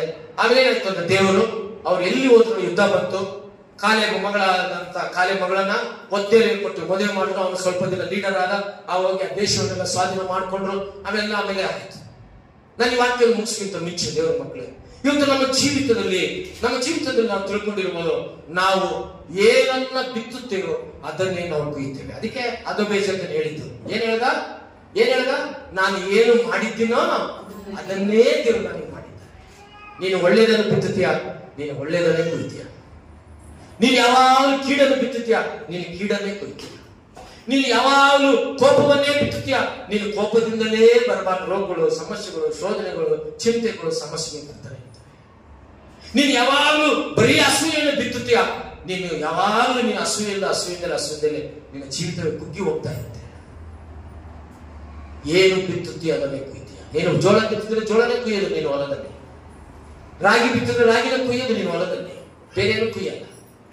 ಅಧೋಬೇಜಕನು ಏನು 70 ಮಂದಿಗೆ ಬಿತ್ತುದ್ನೋ ಅವನು ಒಬ್ಬನಿಗೆ ದೇವರು ಯೆಹೂದ್ಯರ ಪಕ್ಷದಲ್ಲಿದ್ದು ಆ ಅಧೋಬೇನಿಗೆ ಬೆರಳುಗಳನ್ನ, ಕೈಗಳ ಬೆರಳು, ಕಾಲುಗಳ ಬೆರಳು ಕತ್ತರಿಸಿ ಅವನನ್ನು ಸಹ ದೇವರು ಏನ್ ಮಾಡ್ದ? ಆ ಸ್ಥಿತಿಗೆ ತಂದ. ಪ್ರಿಯರೇ, ಅವನಿಗೆ ಮಾರ್ಗನಸ್ ಬಂದಿಲ್ಲ. ಅವನು ದೇವರ ಮಕ್ಕಳು ನನ್ನ ಮೇಲೆ ಯುದ್ಧಕ್ಕೆ ಬರ್ತಿದ್ದಾರೆ ಅಂತ ಮಾರ್ಗನಸ್ ಬಂದಿಲ್ಲ. ದೇವರ ಮಕ್ಕಳು ಅವ್ರಿಗೆ ಕೊಟ್ಟಂತೆ ಈ ಒಂದು ಸ್ವಾಧೀನ ಕಾನಾನ ದೇಶ ಅವ್ರದ್ದು, ಅವ್ರು ಯುದ್ಧಕ್ಕೆ ಬರ್ತಿದ್ದಾರೆ, ನಾನು ತಪ್ಪಿಕೊಂಡು ಒಪ್ಕೊಂಡನು. ಇಲ್ಲ, ಅವನು ಕಠಿಣವಾದ ಘೋರವಾದಂತ ರಾಜನಾಗಿದ್ದ. ದೇವರು ಅವನ ವಿಷಯದಲ್ಲಿ ಇಷ್ಟಪಡಲಿಲ್ಲ. ಅದಕ್ಕೆ ಏನ್ ಮಾಡ್ದ? ಅಧೋಬೇಜಕನನ್ನು ಏನ್ ಮಾಡ್ದ? ದೇವರು ಅವನನ್ನ ನಾಶ ಮಾಡ್ದ. ಬೇರೆ ಹಾಗಾಗಿ ನಾನು ಗಮನಿಸುವಂಥದ್ದು, ಅಧೋಬೇಜಕನು ಕೊನೆಗೆ ಕ್ರಿಸ್ತನನ್ನೇ ನಂಬಲಿಲ್ಲ, ದೇವರ ಮೇಲೆ ನಂಬಲಿಲ್ಲ, ಮಾರುಮನಸ್ಸೇ ಹೊಂದಿಲ್ಲ. ಅವನು ಸಹ ಹತನಾದನು. ದೇವರು ನಿನಗೆ ಸಮಯ ಕೊಟ್ಟಿದ್ದಾನೆ. You have to accept Jesus Christ as your saviour. ಯೇಸು ಕ್ರಿಸ್ತನ ಸ್ವಂತ ರಕ್ಷಣೆ ಅಂಗೀಕರಿಸು. ನನಗೂ ಮುಂಚೆ ದೇವರನ್ನು ಇಷ್ಟ ಇಲ್ಲ. ನೀವಿರೋ ಯಾರಿಗೂ ಕ್ರಿಶ್ಚಿಯನ್ ಎಲ್ಲ ಹುಟ್ಟದಾಗಿಲ್ಲ. ನಾವೆಲ್ಲರೂ ಬೇರೆ ಬೇರೆ ಆಚಾರ ಪದ್ಧತಿಗಳು ಬಂದು ಯೇಸು ಕ್ರಿಸ್ತ ನಮ್ಮ ಸ್ವಂತ ರಕ್ಷಣೆ ಅಂಗೀಕರಿಸು. ನಮ್ಮ ಪಾಪಗಳು ಪರಿಹಾರ ಆಗ್ತವೆ. ಆತನ ದೇವರ ವಾಕ್ಯವನ್ನು ಓದುದು ನಾವು. ಕ್ರಿಸ್ತನು ನಮ್ಮ ಜೊತೆಯಲ್ಲಿದ್ದ. ಈ ಲೋಕದಲ್ಲಿ ನಿನ್ ಕಷ್ಟ ಇರ್ಬೋದು, ಸಂಕಟ ಇರ್ಬೋದು, ನಿನ್ನ ಮಗ ನೀನು ಹಿಂಸೆ ಕೊಡ್ಬೋದು, ನಿನ್ನ ಗಂಡ ನೀನು ಹಿಂಸೆ ಕೊಡ್ಬೋದು, ನಿನ್ನ ಕುಟುಂಬಸ್ಥರು ಹಿಂಸೆ ಕೊಡ್ಬೋದು. ಬಟ್ ಏಸಯ್ಯ ನಿನ್ನ ಜೊತೆಯಲ್ಲಿದ್ದಾನೆ. ಹಲ್ಲೆಲೂಯಾ. ಏಸಯ್ಯ ನಿನ್ನ ಸಂಗಡ ಇದ್ದಾನೆ. ನಿನ್ನನ್ನೆಲ್ಲರೂ ಕೈ ಬಿಟ್ರು ನಾನು ಕೈ ಬಿಡಲ್ಲ ಅಂತ ಯೇಸು ಸ್ವಾಮಿ. ಮನುಷ್ಯರೆಲ್ಲರೂ ಕೈ ಬಿಟ್ರು ನಾನು ನಿನ್ನ ಕೈ ಬಿಡಲ್ಲ. ಯಾಕೆ? ನೀನು ನನ್ನ ನಂಬಿದ್ದೀಯ, ನನ್ನ ಮಗಳು ನೀನು, ನನ್ನ ಮಗ ನೀನು ನನ್ನನ್ನು ಆರಾಧಿಸ್ತಿದ್ಯಾ, ನಿನ್ನನ್ನು ಕೈ ಬಿಡಲ್ಲ. ದೇವರು ನಿನ್ನನ್ನು ಪ್ರೀತಿಸ್ತಾ ಇದ್ದಾನೆ. ದೇವರು ನಿನ್ನನ್ನು ಪ್ರೀತಿಸ್ತಾ ಇದ್ದಾನೆ. ಆತನ ಪ್ರೀತಿ ಶಾಶ್ವತದ ಪ್ರೀತಿ. ಹಾಗಾಗಿ ಬೇರೆ ಮಕ್ಕಳೇ, ಇವಾಗ ನಾನು ಮುಗಿಸೋದಕ್ಕೆ ಬಂದಿದ್ದೇನೆ. ಇನ್ನೊಂದು ಸ್ವಲ್ಪ ನಿಮ್ಗೆ ಅರ್ಥ ಆಗಬೇಕು ಈ ವಾಕ್ಯ. ಯಾವಾಗ ಕಾನಾನ್ಯರು ಆಮೇಲೆ ಸಿಮಿಯೋನವರು ಒಂದಾಗಿ ಎಲ್ಲಿಗೆ ಹೋದ್ರು? ಯುದ್ಧ ಮಾಡೋದಕ್ಕೆ ಯಾವ ದೇಶಕ್ಕೆ ಹೋದ್ರು? ಕಾನಾನ್ಯರ ಹತ್ರ ಹೋದ್ರು. ಕಾನಾನಿಗೆ ಅಲ್ಲಿ ಹೋಗಿ ದೇವರ ಜೊತೆಲಿ ಯುದ್ಧ ಮಾಡಿ ಗೆದ್ರು, ಎಲ್ಲ ಸ್ವಾಧೀನ ಪಡ್ಕೊಂಡ್ರು, ಹ್ಯಾಪಿ ಆಗಿದ್ದಾರೆ, ದೇವರ ಆಶೀರ್ವಾದ ಇರ್ತಾರೆ. ಇವತ್ತು ಈ ಭೂಲೋಕದಲ್ಲಿ ನಾನು ನೀನು ಬೇರೆ ಮತದವರು, ಬೇರೆ ಕುಲದವರು, ಬೇರೆ ಜನ ಆಗಿರ್ಬೋದು, ನಾವೆಲ್ಲರೂ ನಂಬಿರುವಂತ ದೇವರು ಯೇಸು ಕ್ರಿಸ್ತನೊಬ್ಬನೇ. ಆತ ನಮ್ಮ ಸ್ವಂತ ರಕ್ಷಣೆ ಅಂಗೀಕರಿಸಿದ್ದೇವೆ. ನಾವೆಲ್ಲರೂ ಯೇಸುವಿನಲ್ಲಿ ವಿಶ್ವಾಸ ಇಟ್ಟಿದ್ದೇವೆ. ವಿಶ್ವಾಸ ಇಟ್ಟಂತ ನಾವು ಈ ಲೋಕದಲ್ಲಿ ನಾವು ಏನಾಗಿದ್ದೇವೆ ಅಂದ್ರೆ, ನಾವು ಯಾತ್ರಿಕರು, ಪ್ರಯಾಣಿಕರು ಆಗಿದ್ದೇವೆ. ಹಾಗಾಗಿ ನಾವು ಯಾತ್ರಿಕರು, ಪ್ರಯಾಣಿಕರು ಈ ಲೋಕದಲ್ಲಿ ದೇವರು ನಂಬಿದ್ದೇವೆ. ನಾವು ಸ್ತುತಿಸ್ತಾ ಇದ್ದೇವೆ, ಆರಾಧನೆ ಬರ್ತಿದ್ದೇವೆ, ದೇವರನ್ನು ಕರೆಪಡಿಸ್ತಾ ಇದ್ದೇವೆ. ನಾವು ನಮ್ಮ ಜೀವಿತದಲ್ಲಿ ಹಾಗಾದ್ರೆ ಈ ಲೋಕದ ಯಾತ್ರೆ ಮುಗಿದ ಮೇಲೆ ಎಲ್ಲಿಗೆ ಸೇರ್ಬೇಕು? ನಾವು ಪರಲೋಕಕ್ಕೆ ಸೇರ್ಬೇಕು. ನಾವು ಪರಲೋಕ ಸಂಸ್ಥಾನದವರು. ಜಸ್ಟ್ ನಾವು ಇಲ್ಲಿ ಬಂದಿದ್ದೇವೆ ಅಷ್ಟೇ. ಇಂಟ್ರೋಲ್ ಆದ್ಮೇಲೆ ಸಿನಿಮಾ ಮುಗಿದ ನಾನು ಬಾರಿಸಿದ್ದೇವೆ, ನೆಕ್ಸ್ಟ್ ಒಂದಿದೆ ಸೀನ್. ದೇವರು ನಮ್ಗೆ ಇನ್ನೊಂದು ಸೀನ್ ಇದೆ, ಅಲ್ಲಿದೆ. ಎಲ್ಲಿ? ಪರಲೋಕದಲ್ಲಿ. ಸತ್ತೋದವ್ರಿಗೆ ಇಂಟ್ರೋಲ್ ಮುಗೀತು. ಇದು ಮುಗಿದ ಮೇಲೆ ನೆಕ್ಸ್ಟ್ ಇಂಟ್ರೋಲ್ ಆದ್ಮೇಲೆ ಕಾಪಿ ಟೀ ಆದ್ಮೇಲೆ ಮತ್ತೆ ಏನ್ ಮಾಡ್ತೀವಿ? ನಾವು ಮತ್ತೆ ನೋಡ್ತೀವಿ. ಹಂಗೆ ಇಲ್ಲೆಲ್ಲ ಆದ್ಮೇಲೆ ನಾವ್ ಏನ್ ಮಾಡ್ತೀವಿ? ಪರಲೋಕದಲ್ಲಿ ದೇವ್ರ ಸಂಘದಲ್ಲಿ ಇರ್ತೀವಿ, ದೇವ್ರ ಹತ್ರ ನಾವು ಇರ್ತೀವಿ. ಈಗ ನಾವು ಪರಲೋಕವನ್ನು ಸಂಪಾದಿಸ್ಕೋಬೇಕು. ಪರಲೋಕವನ್ನು ಸಂಪಾದಿಸಬೇಕಾದಂತ ನಾವು ದೇವರ ಮಕ್ಕಳಾಗಿ ಯೇಸುವನ್ನು ಅಂಗೀಕರಿಸ್ತೇವೆ. ನಾವು ಸ್ತುತಿಸುವಂತ ಮಕ್ಕಳಾಗಿ ಈ ಭೂಲೋಕದಲ್ಲಿ ನಾವು ಇರುವಾಗ ದೇವರ ಸೇವೆಯನ್ನು ಮಾಡುತ್ತಾ, ಪರಿಚಯವನ್ನು ಮಾಡುತ್ತಾ, ಇದ್ದುದ್ರಲ್ಲಿ ತೃಪ್ತಿಯಿಂದ ಇರುತ್ತಾ, ಇದ್ದುದ್ರಲ್ಲಿ ಸಮಾಧಾನ ಇರುತ್ತಾ, ನಾವು ಇತರರಿಗೆ ಹಿಂಸೆ ಕೊಡದಂಗೆ ನಮ್ಮ ಜೀವನ ಪರಿಸ್ಥಿತಿಗಳು ನಾವು ಒಳ್ಳೆಯದನ್ನು ಬಿತ್ತುತ್ತಾ, ಪ್ರೀತಿಯನ್ನು ಬಿತ್ತುತ್ತಾ, ಸಮಾಧಾನವನ್ನು ಬಿತ್ತುತ್ತಾ, ನೆಮ್ಮದಿಯನ್ನು ಬಿತ್ತುತ್ತಾ, ನಾವು ಯಥಾರ್ಥವನ್ನು ಬಿತ್ತುತ್ತಾ ಈ ಲೋಕದಲ್ಲಿ ನಾವು ಕ್ರಿಸ್ತನಿಗಾಗಿ ಜೀವಿಸ್ತಾ ಒಳ್ಳೇದು ಮಾಡ್ತಾ ಇದ್ದಾಗ ಒಂದು ದಿನ ನಾವು ಈ ಲೋಕದಲ್ಲಿ ಸತ್ತು ಹೋದ್ಮೇಲೆ ಈಗ ನಾವು ಈ ಯುದ್ಧ ಗೆಲ್ಲಬೇಕು. ಈ ಲೋಕದಲ್ಲಿ ನಾವು ಯುದ್ಧ ಗೆಲ್ಲಬೇಕು. ನಾವು ಯುದ್ಧದಲ್ಲಿ ಗೆಲ್ಲಬೇಕು. ಏನ ಯುದ್ಧ? ಶರೀರಾಶೆ, ನೇತ್ರಾಶೆ, ಜೀವದ ಡಂಬ, ಈ ಮೂರು ನಾವು ಗೆಲ್ಲಬೇಕು ಈ ಲೋಕದಲ್ಲಿ. ಈ ಯುದ್ಧದಲ್ಲಿ ಗೆದ್ದ ಮೇಲೆ, ಕಾನಾನ್ಯರು ಯುದ್ಧದಲ್ಲಿ ಗೆದ್ದ ಮೇಲೆ ಕಾನಾನನ್ನು ಸ್ವಾಧೀನ ಮಾಡ್ಕೊಳಕ್ ಹೋದ್ರು. ಈಗ ನಾವು ಈ ಭೂಲೋಕವನ್ನು ಗೆದ್ದ ಮೇಲೆ ನಾವು ಪರಲೋಕವನ್ನು ಸ್ವಾಧೀನ ಮಾಡ್ಕೋಬೇಕು. ಪರಲೋಕವನ್ನು ಸ್ವಾಧೀನ ಮಾಡ್ಕೋಬೇಕಂದ್ರೆ ಅಷ್ಟು ಸುಲಭ ಅಲ್ಲ. ನೀನು ಸಹ ಈ ಭೂಲೋಕದಲ್ಲಿ ಯುದ್ಧವನ್ನು ಮಾಡಬೇಕು. ಏನ್ ಯುದ್ಧ? ಅಪವಾದ ಮೇಲೆ ಯುದ್ಧ ಮಾಡಬೇಕು, ಅಂಧಕಾರ ಶಕ್ತಿ ಮೇಲೆ ಯುದ್ಧ ಮಾಡಬೇಕು. ಈ ಲೋಕದಲ್ಲಿ ನಿನಗೆ ಬರುವಂತ ಎಲ್ಲ ಈ ಲೋಕ ಸಂಬಂಧ ವಿಷಯಗಳನ್ನು ಯುದ್ಧ ಮಾಡಬೇಕು, ಅದನ್ನು ಜಯಿಸಬೇಕು. ಪ್ರತಿ ದಿನ ನಿನ್ ಯುದ್ಧ ಇದೆ, ಪ್ರತಿ ಕ್ಷಣ ನಮ್ಗೆ ಯುದ್ಧ ಇದೆ. ಅದನ್ನು ನಾವು ಜಯಿಸಬೇಕು. ಹೇಗೆ ಜಯಿಸಬೇಕು? ನೀನು ಮೊಣಕಾಲು ಪ್ರಾರ್ಥನೆ ಜಯಿಸಬೇಕು. ಆಮೇಲೆ ನೀನು ಸ್ತುತಿ ಸಲ್ಲಿಸುತ್ತೇನೆ. ನೀನು ಎಲ್ಲಿ ಸಮಸ್ಯೆ ಇದೆಯೋ ಸ್ತೋತ್ರ ಮಾಡು ದೇವರಿಗೆ. ಇಲ್ಲಿ ಸಮಸ್ಯೆ ಇದೆ, ನಾನು ಇಲ್ಲಿ ಸ್ತೋತ್ರ ಮಾಡ್ತೇನೆ, ಸ್ತುತಿ ಸಲ್ಲಿಸ್ತೇನೆ. ನೀನು ಯೂದ ಗೋತ್ರದ ಸಿಂಹ, ನಿನ್ನ ಮಗನು ಮಗಳು ನಾನು, ನಿನ್ನ ಮಗನು ಮಗಳು ನಾನು. ದೇವರು ನಾನು ಸ್ತುತಿಸ್ತೇನೆ. ಈ ಶತ್ರುವನ್ನು ನನ್ನಿಂದ ಬಿಡಿಸು, ಈ ಕಷ್ಟವನ್ನು ನನ್ನಿಂದ ಬಿಡಿಸು, ಈ ರೋಗ ಬಾಧೆಯಿಂದ ಬಿಡಿಸು. ನೀನು ಕುಂತಾಗ, ಹೋಗುವಾಗ, ನಲಿಯುವಾಗ ದೇವರನ್ನು ಸ್ತುತಿಸುತ್ತಾನೆ ಈ ಲೋಕದಲ್ಲಿ ಸಾಯಬೇಕು. ಹಲ್ಲೆಲೂಯಾ. ದೇವರನ್ನು ಸ್ತೋತ್ರ ಮಾಡ್ತಾನೆ ಈ ಲೋಕದಲ್ಲಿ ಸಾಯಬೇಕು. ಕೊನೆಗೆ ನಾವು ಎಲ್ಲಿಗೆ ಹೋಗ್ತೀವಿ? ಪರಲೋಕಕ್ಕೆ ಹೋಗ್ತೀವಿ. ಅಲ್ಲಿ ಪರಲೋಕಕ್ಕೆ ಹೋಗುವಂತವರಿಗೆ ಏನಿರಬಾರ್ದು? ಪ್ರಕಟಣೆ ಗ್ರಂಥ ಒಂದು ಮಾತು ಓದೋಣ ದಯಮಾಡಿ. ಪ್ರಕಟಣೆ ಗ್ರಂಥ 21ನೇ ಅಧ್ಯಾಯ 8ನೇ ವಚನ. ಪ್ರಕಟಣೆ ಗ್ರಂಥ 21ನೇ ಅಧ್ಯಾಯ 8ನೇ ವಚನ. ಆದರೆ ಹೇಡಿಗಳು, ನಂಬಿಕೆ ಇಲ್ಲದವರು, ಅಸಹ್ಯರಲ್ಲಿ ಸೇರಿದವರು, ಕೊಲೆಗಾರರು, ಜಾರರು, ಮಾಟಗಾರರು, ವಿಗ್ರಹವನ್ನು ಮಾಡುವಂತವರು, ಎಲ್ಲಾ ಸುಳ್ಳುಗಾರರು, ಇವರಿಗೆ ಸಿಕ್ಕುವ ಪಾಲು ಬೆಂಕಿ ಗಂಧಕ ಗಳಿರುವ ಕೆರೆಯೇ ಅದು ಎರಡನೆಯ ಮರಣ. ನಾನು ಮುಗಿಸ್ತೇನೆ. ನೀನು ಈ ಲೋಕದ ಯುದ್ಧ ಯಾವ್ಯಾವ ಯುದ್ಧದಲ್ಲಿ ಗೆಲ್ಲಬೇಕು? ಯಾವುದರಲ್ಲಿ ಗೆಲ್ಲಬೇಕು? ನಾವು ಯೇಸು ಸ್ವಾಮಿ ನಂಬ್ಕೋಬೇಕು, ರಕ್ಷಣೆ ಹೊಂದಲು. ಈ ಲೋಕದಲ್ಲಿ ನಾವು ಇದನ್ನೆಲ್ಲ ನಾವು ಗೆಲ್ಲಬೇಕು. ಸ್ತುತಿಯಲ್ಲಿ ಗೆಲ್ಲಬೇಕು, ಪ್ರಾರ್ಥನೆಯಲ್ಲಿ ಗೆಲ್ಲಬೇಕು, ಸಭೆಯಲ್ಲಿ ಗೆಲ್ಲಬೇಕು. ಏನು? ಯಾರ್ಯಾರು? ನಾನು ಅವರಿಗೆ ದೇವರಾಗಿರಲು ಅವ್ರು ಏನ್ ಮಾಡ್ಬೇಕು ಅಂದ್ರೆ ಅವ್ರು ನನ್ನ ಮಕ್ಕಳಾಗಿರ್ಬೇಕು. ಆದ್ರೆ ಹೇಡಿಗಳು, ನಂಬಿಕೆ ಇಲ್ಲದವರು, ಅಸಹ್ಯರು, ಸೇರಲು, ಕೊಲೆಗಾರರು, ಜಾರರು, ಮಾಟಗಾರರು, ವಿಗ್ರಹಾರರು, ಎಲ್ಲ ಸುಳ್ಳುಗಾರರು, ಇವರು ದೇವರ ಹತ್ರ ಹೋಗೋದು ಸಾಧ್ಯ ಇಲ್ಲ, ಪರಲೋಕಕ್ಕೆ ಹೋಗಕ್ಕೆ ಸಾಧ್ಯ ಇಲ್ಲ, ಮೋಕ್ಷ ಹೋಗೋದು ಸಾಧ್ಯ ಇಲ್ಲ. ಇವರೆಲ್ಲವನ್ನು ಬಿಟ್ಟು ಯೇಸುವೆ ಇವತ್ತಿನ ನಾನು ನಿಲ್ಬೇಕು, ನೀನು ನನ್ನ ರಕ್ಷಕನಲ್ಲ, ಇವೆಲ್ಲ ನನಗಿಷ್ಟ, ನಾನು ನಿನ್ ಬಳಿ ಬರ್ಬೇಕು, ನಾವೊಂದು ದಿನ ಸಾಯಬೇಕು, ಪರಲೋಕಕ್ಕೆ ನಾನು ಬರ್ಬೇಕು, ಮೋಕ್ಷಕ್ಕೆ ನಾನು ಬರ್ಬೇಕು, ನನ್ನನ್ನು ಕ್ಷಮಿಸು, ನಿನ್ನ ಮಗಳಾಗಿ ಮಗನನ್ನು ಅಂಗೀಕರಿಸು. ಈ ಲೋಕದ ಯುದ್ಧದಲ್ಲಿ ನಾನು ಜಯಿಸ್ತೇನೆ. ಕಾನಾನರು ಜಯಿಸಿದಾಗ, ಸಿಮೆಯೋನರು ಜಯಿಸಿದಾಗ, ಶತ್ರುವಾದಂತ ಆ ರಾಜನನ್ನು ಕೊಲ್ಲಿದ ಹಾಗೆ ಈ ಲೋಕದಲ್ಲಿ ನನಗಿರುವಂತ ಯಾವ ಶತ್ರುಗಳು ಅವುಗಳನ್ನು ಸ್ತುತಿಯಿಂದ ನಾನು ಕೊಂದು ಸ್ತೋತ್ರ ಮಾಡಿ ಆದೋನಿ ಬೇಜಕನನ್ನು ಯಾವ ರೀತಿ ಅವರು ಸಾಯಿಸಿದ್ರು ಹಾಗೆ ನನ್ನಲ್ಲಿರುವಂತ ದೇವ ಎಲ್ಲ ಕಷ್ಟಗಳನ್ನು ನಾನು ಸ್ತುತಿಯಿಂದ ಗೆಲ್ತೇನೆ ಎಂಬುದಾಗಿ ನೀನು ಹೇಳುತ್ತಾ ದೇವರ ರಾಜ್ಯಕ್ಕೆ ನೀನು ವಾರಸನಾಗಬೇಕು. ದೇವರು ನಿನಗೆ ಪರಲೋಕವನ್ನು ಕೊಡ್ತಾನೆ. ಪರಲೋಕದಲ್ಲಿ ಅದಕ್ಕೋಸ್ಕರ ಕ್ರೂರ ಜನರಿಗಾಗಿ, ಕೆಟ್ಟುವುದರಿಗಾಗಿ, ಪಾಪದಲ್ಲಿರುವುದಾಗಿ, ಅದಕ್ಕೋಸ್ಕರ ಯೇಸು ಕ್ರಿಸ್ತನು ಈ ಲೋಕಕ್ಕೆ ಬಂದನು. ನೋಡ್ರಿ, ಅಧೋಬೇಶಕನನ್ನ ಬೆರಳುಗಳನ್ನು ಕತ್ತರಿಸೋದು ಹೆಬ್ಬೆರಳು ಕಾಲ. ಯೇಸು ಸ್ವಾಮಿ ಏನ್ ಮಾಡಿದ್ರು? ಅಧೋಬೇಶಕನ ಕ್ರೂರವಾದ ರಾಜ 70 ಜನರಿಗೆ ಅದೇ ತರ ಕ್ರೂರವಾದ ಮಾಡಿದ ಬೆರಳು ಕತ್ತರಿಸ ಏಸೈ ಮಾಡಿದ. ಏಸೈ ಇಂಥವರನ್ನು ಕ್ಷಮಿಸೋದಕ್ಕೋಸ್ಕರ ಕ್ರೂರವಾದಂತ ಮೃಗಗಳಿರುವಂತ ಮನುಷ್ಯರನ್ನ ಕ್ಷಮಿಸಿ ಪ್ರೀತಿಸಿ ಅವರನ್ನು ಮೋಕ್ಷಕ್ಕೆ, ನಿತ್ಯ ಜೀವಕ್ಕೆ, ಪರಲೋಕಕ್ಕೆ ಸೇರಿಸೋದಕ್ಕೋಸ್ಕರ ಇಂಥ ಹೇಡಿಗಳನ್ನ, ಇಂಥ ಜನರನ್ನು ದೇವರು ಪರಲೋಕ ಸೇರಿಸೋದಕ್ಕೋಸ್ಕರ ಯೇಸು ಸ್ವಾಮಿ ಏನ್ ಮಾಡಿದ್ರು? ಯಾವ ಪಾಪ ಮಾಡದಂತ ಯೇಸು ಸ್ವಾಮಿ ಕೈ ಕಾಲುಗಳಿಗೆ ಕಲ್ವರಿ ಕ್ರೂಚಿಯಲ್ಲಿ ಅದನ್ನು ಮೊಳೆಯಿಂದ ಹೊಡೆದರು. ಯಾವ ಪಾಪ ಮಾಡಿದ ಯೇಸು ಸ್ವಾಮಿಗೆ ಪಕ್ಕಿಯಲ್ಲಿ ತಿರುವುದ್ರು. ಯಾವ ಪಾಪ ಇಲ್ಲದಂತ ಪರಿಶುದ್ಧನಾದ ದೇವರಿಗೆ ತಲೆಗೆ ಮುಳ್ಳಿನ ಕಿರೀಟವನ್ನು ಹಾಕಿದ್ರು. ಯಾವ ಪಾಪ ಇಲ್ಲದಂತ ಪರಿಶುದ್ಧನಾದ ಯೇಸು ಕ್ರಿಸ್ತನಿಗೆ ಉಗಿದ್ರು, ಆತನನ್ನು ಹಿಂಸೆಯನ್ನು ಕೊಟ್ಟರು. ನಾವು ಆ ವಾಕ್ಯವನ್ನು ಮತ್ತಾಯನ ಬರೆದ ಸುವಾರ್ತೆ 27ನೇ ಅಧ್ಯಾಯದಲ್ಲಿ ನಾವು ನೋಡ್ತೇವೆ. ಮತ್ತಾಯನ ಬರೆದ ಸುವಾರ್ತೆ 27ನೇ ಅಧ್ಯಾಯ ನಾವು ಗಮನಿಸ್ತೇವೆ. ದಯಮಾಡಿ ನಾನು ಓದ್ತೀನಿ ನೋಡಿ. 27ನೇ ಅಧ್ಯಾಯ 27ರಿಂದ 31 ವಚನವನ್ನ ನಾನು ಓದ್ತೀನಿ, ಎಲ್ಲರೂ ಗಮನಿಸ್ಕೊಳ್ರಿ. ಆಮೇಲೆ ದೇಶಾಧಿಪತಿಯ ಸಿಪಾಯಿಗಳು ಯೇಸುವನ್ನು ಅರಮನೆಯೊಳಗೆ ತೆಗೆದುಕೊಂಡು ಹೋಗಿ ಪಟಾಲನೆಂಬ ಆತನ ಸುತ್ತಲೂ ಕೂಡಿಸಿಕೊಂಡು ಆತನ ಬಟ್ಟೆಗಳನ್ನು ತೆಗೆದು ಹಾಕಿ ಕೆಂಪು ಒಲ್ಲಿಯನ್ನು ಒದಿಸಿ ಮುಳ್ಳು ಬಳ್ಳಿಯಿಂದ ಕಿರೀಟವನ್ನು ಹೆಣೆದು ಆತನ ತಲೆಯ ಮೇಲೆ ಇಟ್ಟು ಬಲಗೈಯಲ್ಲಿ ಬೆತ್ತವನ್ನು ಕೊಟ್ಟು ಆತನ ಮುಂದೆ ಮೊಣಕಾಲಲ್ಲಿ, ಯೆಹೂದ್ಯರ ಅರಸನೇ ನಿನಗೆ ನಮಸ್ಕಾರ ಎಂದು ಅವನನ್ನು ಪರಿಹಾಸ್ಯ ಮಾಡಿದರು. ಯೇಸು ಸ್ವಾಮಿಯನ್ನ ಅವನು ಯೆಹೂದ್ಯರ ಅರಸನ ಪರಿಹಾಸ್ಯ ಮಾಡಿದರು ಮತ್ತು ಆತನ ಮೇಲೆ ಉಗುಳಿದ್ರು. ಆ ಬೆತ್ತವನ್ನು ಕಸಕೊಂಡು ಆತನ ತಲೆಯ ಮೇಲೆ ಹೊಡೆದರು.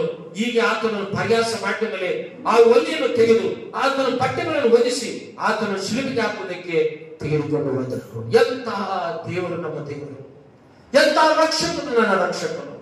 ಈ ಲೋಕದ ಜನರ ಎಲ್ಲ ಜನರಿಗೋಸ್ಕರ, ಸಕಲ ವಿಧದ ಪಾಪ ಮಾಡುವಂತ ಮನುಷ್ಯರಿಗೋಸ್ಕರ, ಯಾವ ಭೇದವಿಲ್ಲದಂತ ಎಲ್ಲ ಜನರಿಗೋಸ್ಕರ ಆತನು ಧನವಂತನಾದ ದೇವರು ಪರಲೋಕವನ್ನು ಬಿಟ್ಟು ಈ ಭೂಲೋಕಕ್ಕೆ ಬಂದು ಪಾಪಿಗಳಾದ ಪ್ರತಿ ಮಾನವ ಜಾತಿಗೋಸ್ಕರ ಆ ಶಿಲುಬೆಯ ಕಂಬವನ್ನು ಏರಿದರು.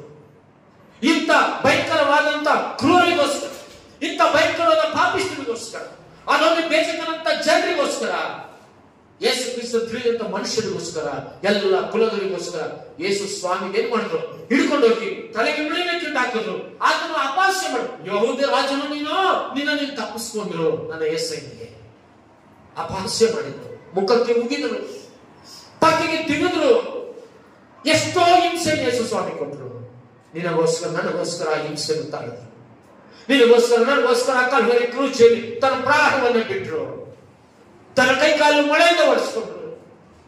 ನಾನು ನೀನು ನಿತ್ಯ ನಾಶನಕ್ಕೆ ನರಕಕ್ಕೆ ಹೋಗಬಾರದು ಎಂಬುದಾಗಿ ಪರಲೋಕಕ್ಕೆ ಸೇರ್ಬೇಕು, ಪರಲೋಕದಲ್ಲಿ ಆಚರಿಸುವ ಆ ಒಂದು ಪರದೇಶದಲ್ಲಿ ನಾವು ಇರಬೇಕೆಂಬುದಾಗಿ ಯೇಸು ಕ್ರಿಸ್ತನು ಇವತ್ತು ಎಲ್ಲೋ ಇದ್ದಂತ ನಿನ್ನನ್ನು ನನ್ನನ್ನು ಆ ಶಿಲುಬೆ ಮೇಲೆ ಪ್ರೀತಿ ಮಾಡಿ ಆತನು ನಿನ್ನನ್ನು ಪ್ರೀತಿಸ್ತಾ, ನಿನ್ನನ್ನು ನನ್ನನ್ನು ಕ್ಷಮಿಸ್ತಾ, ನಮ್ಮೆಲ್ಲಾ ಪಾಪಗಳನ್ನು ತೆಗೆದುಹಾಕಿ ಆತನು ತನ್ನ ಮಕ್ಕಳಾಗಿ ನಮ್ಮನ್ನು ಅಂಗೀಕರಿಸ್ತಾ ಆ ಯೇಸು ತಿರುಗಿ ಲೋಕಕ್ಕೆ ಬರುವಾತನಾಗಿದ್ದಾನೆ. ಬೈಬಲ್ ಹೇಳುವ ಪ್ರಕಾರ ಕ್ರಿಸ್ತನು ಬರುವಾಗ ಭಯಂಕರವಾದಂತ ಈ ಪ್ರಪಂಚ ಎಷ್ಟು ಹೀನ ಸ್ಥಿತಿಗೆ ಬರ್ತದೆ. ಈ ಪ್ರಪಂಚ ಹೀನ ಸ್ಥಿತಿಗೆ ಬರ್ತದೆ. ರಾಜಕೀಯದಲ್ಲಿ ನೋಡ್ರಿ, ಫೈನಾನ್ಸ್ ಅಲ್ಲಿ ನೋಡ್ರಿ, ಅಥವಾ ಎಕನಾಮಿಕಲ್ ನೋಡ್ರಿ, ಜಿಯೋಗ್ರಫಿಯಲ್ಲಿ ನೋಡ್ರಿ, ಟೆಕ್ನಾಲಜಿ ನೋಡ್ರಿ, ಇವತ್ತು ಪ್ರಪಂಚ ಹಾಳಾಗ್ತಾ ಇದೆ. ಯೇಸು ಕ್ರಿಸ್ತನ ಬರೋಣಕ್ಕೆ ಸಮೀಪವಾಗಿದೆ. ನೀನು ಉಳಿಯುವಂತ ಸ್ವಲ್ಪ ದಿನಗಳಾದರೂ ಯೇಸುವನ್ನು ನಂಬಿ ನೀನು ಅದೋಗಿ ಬೇಚಕನ ತರ ನಿನ್ನ ಕಠಿಣ ಹೃದಯವನ್ನು ಮಾಡಿಕೊಡದೆ ನಿನ್ನ ಜೀವಿತದಲ್ಲಿ ಮಾನವರಿಸುವುದು ರಕ್ಷಣೆ ಒಂದು ಆತನನ್ನು ಆರಾಧಿಸುವಂತ ಮಗನ ಮಗನಾಗು. ನೀನು ಸತ್ತೋದ್ರೆ ನರ್ಕಕ್ಕೆ ಹೋಗ್ತಾದ್ರು, ನೀನು ಸತ್ತೋದ್ರೆ ಮೋಕ್ಷಕ್ಕೆ ಹೋಗ್ಬೇಕು. ಅದಕ್ಕೋಸ್ಕರನೇ ಯೇಸು ಸ್ವಾಮಿ ಇಂಥ ಕಠಿಣ ಜನಗಳ ಮಧ್ಯದಲ್ಲಿ ನೇತೃತ್ವಪಟ್ಟು ಓಡಲ್ಪಟ್ಟನು. ಸತ್ತು ಸಮಾಧಾನವನ್ನೇ ತಿರುಗಿ ಎದ್ದು ಪರಲೋಕಕ್ಕೆ ಹೋದನು. ಹಾಗಾದ್ರೆ ಪ್ರಿಯ ದೇವರ ಮಕ್ಕಳೇ, ನಮ್ಮ ದೇವರು ಯೇಸು ಕ್ರಿಸ್ತನು ಪರಿಶುದ್ಧನಾಗಿರುವಂತ ದೇವರು, ಪವಿತ್ರದಂತ ದೇವರು. ಆತನ ಆರಾಧನೆ ಮಾಡುವಂತ ನಾವು, ಆತನ ಗನಪಡಿಸುವಂತ ನಾವು ನಮ್ಮ ಜೀವಿತದಲ್ಲಿ ಅದೊಮ್ಮ ಬೇಜಕನಾಗಿ ನಾವಿರದೆ, ಇತರನ್ನು ಯಾವಾಗಲೂ ಹಿಂಸಿಸದೆ, ಸಣಗುತ್ತದೆ. ನೀನು ಏನು ಬಿದ್ದಿದ್ದೆ ಅದು ಕುಯ್ತಿ, ಅದನ್ನು ಬಿಟ್ಟು ನಿನ್ನ ಶತ್ರುಗಳನ್ನು ಪ್ರೀತಿಸು. ನಿನ್ನ ಅಕ್ಕಪಕ್ಕದ ನಿನ್ನ ಮನೆಯವರನ್ನು ನಿನ್ನಂತೆ ನೀನು ಅವರ ಒಂದು ಯೋಗಕ್ಷೇಮವನ್ನು ಬಯಸಿಕೊಂಡು ನೀವು ಒಬ್ಬರಿಗೊಬ್ಬರು ಸಮಾಧಾನ ಇರೋದಕ್ಕೆ ಪ್ರಯತ್ನ ಮಾಡಿ. ನಿನ್ನ ಕುಟುಂಬದಲ್ಲಿ, ನಿನ್ನ ಗಂಡ ಹೆಂಡತಿ, ನೀನು ಯಾವುದೇ ನಿಮ್ಮ ಮನೆಯಲ್ಲಿ ಒಂದು ಸಭೆಯಲ್ಲಿ ಇರುವಷ್ಟು ದಿನ ನೆಮ್ಮದಿಯಾಗಿ ಬದುಕಲಿ, ಇರುವಷ್ಟು ದಿನ ಸಮಾಜದಿಂದ ಬದುಕಲಿ, ಇರುವಷ್ಟು ದಿನ ಪ್ರೀತಿಯಿಂದ ಬದುಕಲಿ, ಇರುವಷ್ಟು ದಿನ ಒಳ್ಳೆಯದನ್ನು ಮಾಡ್ತಾ ಬದುಕಲಿ, ಇರುವಷ್ಟು ದಿನ ಇತರಿಗೆ ನೀವು ಪ್ರಾರ್ಥನೆ ಮಾಡುವಂತರಾಗಿರಿ. ಅದೋ ಬೇಜಕನ ಹಾಗೆ ಕಠಿಣ ಹೃದಯದಲ್ಲಿ ಮಾಡ್ಕೊಂಡು ಹೋಗ್ತೀಯಾ, ನೀನು ಏನು ಬಿದ್ದುತ್ತೆ ಒಂದು ದಿನ ದೇವರು ಯಾವುದೋ ರೂಪದಲ್ಲಿ ನಿನ್ನನ್ನು ಹಿಂಸಿಸ್ತಾನೆ. ಯಾವುದೋ ರೂಪದಲ್ಲಿ ನೀನು ಕಣ್ಣೀರಿಡುವಂತ ದಿನಗಳು ಬರ್ತವೆ. ಆವಾಗ ನೀನು ಕಳ್ಕೊಂಡ ಮೇಲೆ ಏನು ಸಿಗಲ್ಲ, ನೀನು ಕಳ್ಕೊಂಡ ಮೇಲೆ ಏನು ಸಿಗಲ್ಲ. ಇದ್ದಾಗಲೇ ದೇವರನ್ನು ಸ್ತುತಿ ಮಾಡುತ್ತಾ ಪ್ರಾರ್ಥಿಸುತ್ತಾ ನಿನ್ನ ಕುಟುಂಬವನ್ನು, ನಿನ್ನನ್ನು, ನಿಮ್ಮವರನ್ನು ರಕ್ಷಿಸ್ಕೊ, ನಿನ್ನ ಜೀವಿತವನ್ನು ರಕ್ಷಿಸ್ಕೊ. ಪರಿಶುದ್ಧವಾದ ಜೀವಿತವನ್ನು ಮಾಡಿಕೊಂಡು ದೇವರನ್ನು ಆರಾಧಿಸೋದು. ಅದು ಬೇಜಕನ ಹಾಗೆ ಶಿಕ್ಷೆಗೆ ಪಾತ್ರನಾಗಬೇಡ. ಯಾರಾಗಿರ್ಬೇಕು ನೀನು? ಯೂದ ಗೋತ್ರದ ಸಿಂಹ ಯೇಸು ಕ್ರಿಸ್ತ, ಯೂದ ಗೋತ್ರದವರಾಗಿ ಯೆಹೂದ್ಯರಾಗಿ ಸ್ತುತಿ ಮಾಡು, ಪ್ರಾರ್ಥಿಸು. ಏನಾದ್ರು ಅವರಿಬ್ರು ಯೆಹೂದ್ಯರು, ಆಮೇಲೆ ಸಿಮೆಯೋನು. ಪ್ರಾರಂಭದಲ್ಲಿ ಯೆಹೂದ್ಯರು ಯಾರು ಕರೆದ್ರು? ಸಿಮೆಯೋನನ್ನು ಕರೆದರು. ಇಬ್ರು ಜೊತೆ ಆದ್ರು. ಇಬ್ರು ಜೊತೆಯಾಗಿ ಏನ್ ಮಾಡಿದ್ರು? ದೇವರನ್ನು ಸ್ತುತಿ ಮಾಡಿದ್ರು. ಇಬ್ರು ಜೊತೆಯಾಗಿ ಏನ್ ಮಾಡಿದ್ರು? ಯುದ್ಧದಲ್ಲಿ ಜಯ ಹೊಂದಿದ್ರು. ಸಿಮೋನು ಒಂದು ಕಡೆ, ಸಿಮೆಯೋನವರು ಒಂದು ಕಡೆ, ಯೆಹೂದ್ಯರು ಒಂದು ಕಡೆ ಆಗಿದ್ರೆ ಯುದ್ಧ ಗೆಲ್ಲಲ್ಲ. ಯಾವಾಗಲೂ ನಮ್ಮ ಜೀವಿತದಲ್ಲಿ ಬಹಳ ಸಮಸ್ಯೆಗಳಿವೆ. ಅನೇಕ ಕುಟುಂಬದಲ್ಲಿ ಅಣ್ಣ ತಮ್ಮಂದಿರ, ಅಕ್ಕ ತಂಗಿಯರಿಗೆ, ಸ್ನೇಹಿತರಲ್ಲಿ, ಬಂಧು ಬಳಗದಲ್ಲಿ ಆಗ ಸಮಸ್ಯೆಗಳಿವೆ. ಒಬ್ಬರಿಗೊಬ್ಬರು ಜೊತೆಯಾಗಿ ಕ್ಷಮಿಸಲ್ಪಟ್ಟವರಾಗಿ ಒಬ್ಬರಿಗೊಬ್ಬರು ಸ್ತುತಿ ಮಾಡುವವರಾಗಿ, ಒಬ್ಬರಿಗೊಬ್ಬರು ಘನಪಡಿಸುವವರಾಗಿ, ಒಬ್ಬರಿಗೊಬ್ಬರು ಆರಾಧನೆ ಮಾಡುವವರಾಗಿ, ಒಬ್ಬರಿಗೊಬ್ಬರು ನೀವು ದೇವರ ಸೇವೆ ಮಾಡುವವರಾಗಿ, ಯಾವಾಗ ಜೊತೆಯಾಗಿದ್ದು ದೇವರನ್ನು ಮಹಿಮೆಪಡಿಸುವಂತ ಕುಟುಂಬವಾಗಿ ನೀವಿದ್ದು ನೀವು ದೇವರ ಮುಂದೆ ಸಾಕ್ತೀರ. ದೇವರು ನಿಮ್ಮನ್ನು ಆ ಕಾನಾನಿಗೆ ಕೊಟ್ಟಂತ ಕಾನಾನ್ ದೇಶವನ್ನು ಕೊಟ್ಟ ಹಾಗೆ ಪರಲೋಕವು ನಿಮಗೆ ದೇವರು ಕೊಡ್ತಾನೆ ಅಂತ ಭಾಗ್ಯ ನಿಮ್ಗಿದೆಯಾ? ಒಂದ್ಸತಿ ನಿಮ್ಮ ಜೀವಿತ ಪರೀಕ್ಷೆ ಮಾಡಿಕೊಂಡ್ರೆ ಅದು ಬೇಜಕನ ಹಾಗೆ ನಮ್ಮ ಜೀವನ ಬೇಡ ಸ್ವಾಮಿ. ನಾವು ಪರಿಶುದ್ಧ ಜೀವನ ಮಾಡ್ತೇವೆ, ನಾವು ಪರಲೋಕದ ಸಂಸ್ಥಾನರಾಗಿ ನಾವು ಅಲ್ಲಿ ಬರ್ತೇವೆ. ನಾವು ಈ ಲೋಕದಲ್ಲಿ ಎಲ್ಲ ಯುದ್ಧದಲ್ಲಿ ಜಯಿಸಿ ನಾವು ನಿನ್ನನ್ನು ಮಹಿಮೆಪಡಿಸುವ ಸ್ತೋತ್ರ ಮಾಡುವಂತ ಮಕ್ಕಳಾಗ್ತೇವೆ. ನನ್ನ ಜೀವಿತವನ್ನು ನೀನು ಅರ್ಪಿಸ್ತೇನೆ, ನನ್ನ ಹೃದಯವನ್ನು ಕೊಡ್ತೇನೆ ಸ್ವಾಮಿ. ನಾನೇನಾದರೂ ನಿನಗೆ ಇಷ್ಟವಿಲ್ಲದೆ ನಾನು ಕ್ಷಮಿಸು ಸ್ವಾಮಿ. ಒಂದು ಮಾತು, ಯೇಸುವೆ ನಿನ್ನ ಹೃದಯದಲ್ಲಿ ನಿವಾಸ ಮಾಡ್ತಾನೆ. ನಿವಾಸ ಮಾಡಿ ನಂಬಿರುವಂತ ನೀವು ಕೊನೆಯವರೆಗೂ ಯೋಧರಾಗಿ, ಯಹೂದ್ಯರಾಗಿ, ಸಮರರಾಗಿ ದೇವರನ್ನು ಮಹಿಮೆಪಡಿಸುತ್ತಾ ಘನಪಡಿಸುತ್ತಾ ಬರುವ ಯಾವ ಸಮಸ್ಯೆಗಳಾದರೂ ಗೆದ್ದು ಈ ಲೋಕದಲ್ಲಿ ಕ್ರಿಸ್ತನ ಬಳಿಗೆ ಹೋಗೋಣ. ಆತನನ್ನು ಸಮಾಧಾನದಿಂದ ಪ್ರತಿವಾರ ಆರಾಧಿಸೋಣ, ಸ್ತೋತ್ರ ಮಾಡೋಣ. ಯೂದ ಗೋತ್ರ అంటే ఏమంట? స్తుతించే గోత్రం. ఎటువంటి గోత్రం? స్తుతించే గోత్రం, స్తోత్రం చెల్లించే గోత్రం, స్తోత్రం చెల్లించే గోత్రం. దేవుడు నీ పాపాలను క్షమించాడు, నేను ప్రేమించాడు, తన జీవితాన్ని నీ కోసమే సమర్పించాడు, తన ప్రాణాన్ని పెట్టాడు, శరీరాన్ని సమర్పించి రక్తమును కార్చాడు. యేసు ప్రభువు నేను వచ్చేందుకు దీన్ని నా గుచ్చింది, ఇది నా దేహం, ఇది నా రక్తము, దీన్ని తిని త్రాగు, నిత్య జీవనం పొందును. నువ్వు నేను బ్రతికినంత కాలం దేవుని స్తుతిస్తావు. యూదా గోత్రపు సింహంతో యేసు ప్రభుని నీ హృదయం అంగీకరించిన తర్వాత స్తుతించుతాం, గణపరచుతాం, ఆరాధిస్తాం. అటువంటి ఆరాధనలో మనం పాల్గొని ప్రభుని మహిమపరుస్తూ దేవుని స్తుతించి ఆరాధించి పరలోకానికి వారసులవుతాం. దేవుని వాక్యాన్ని దీవించుగాక. ఆమేన్. అందరూ కళ్ళు మూసుకోండి, ಎಲ್ಲ ನಮ್ಮ ಕಣ್ಣುಗಳನ್ನು ಮುಚ್ಚಿಕೊಂಡು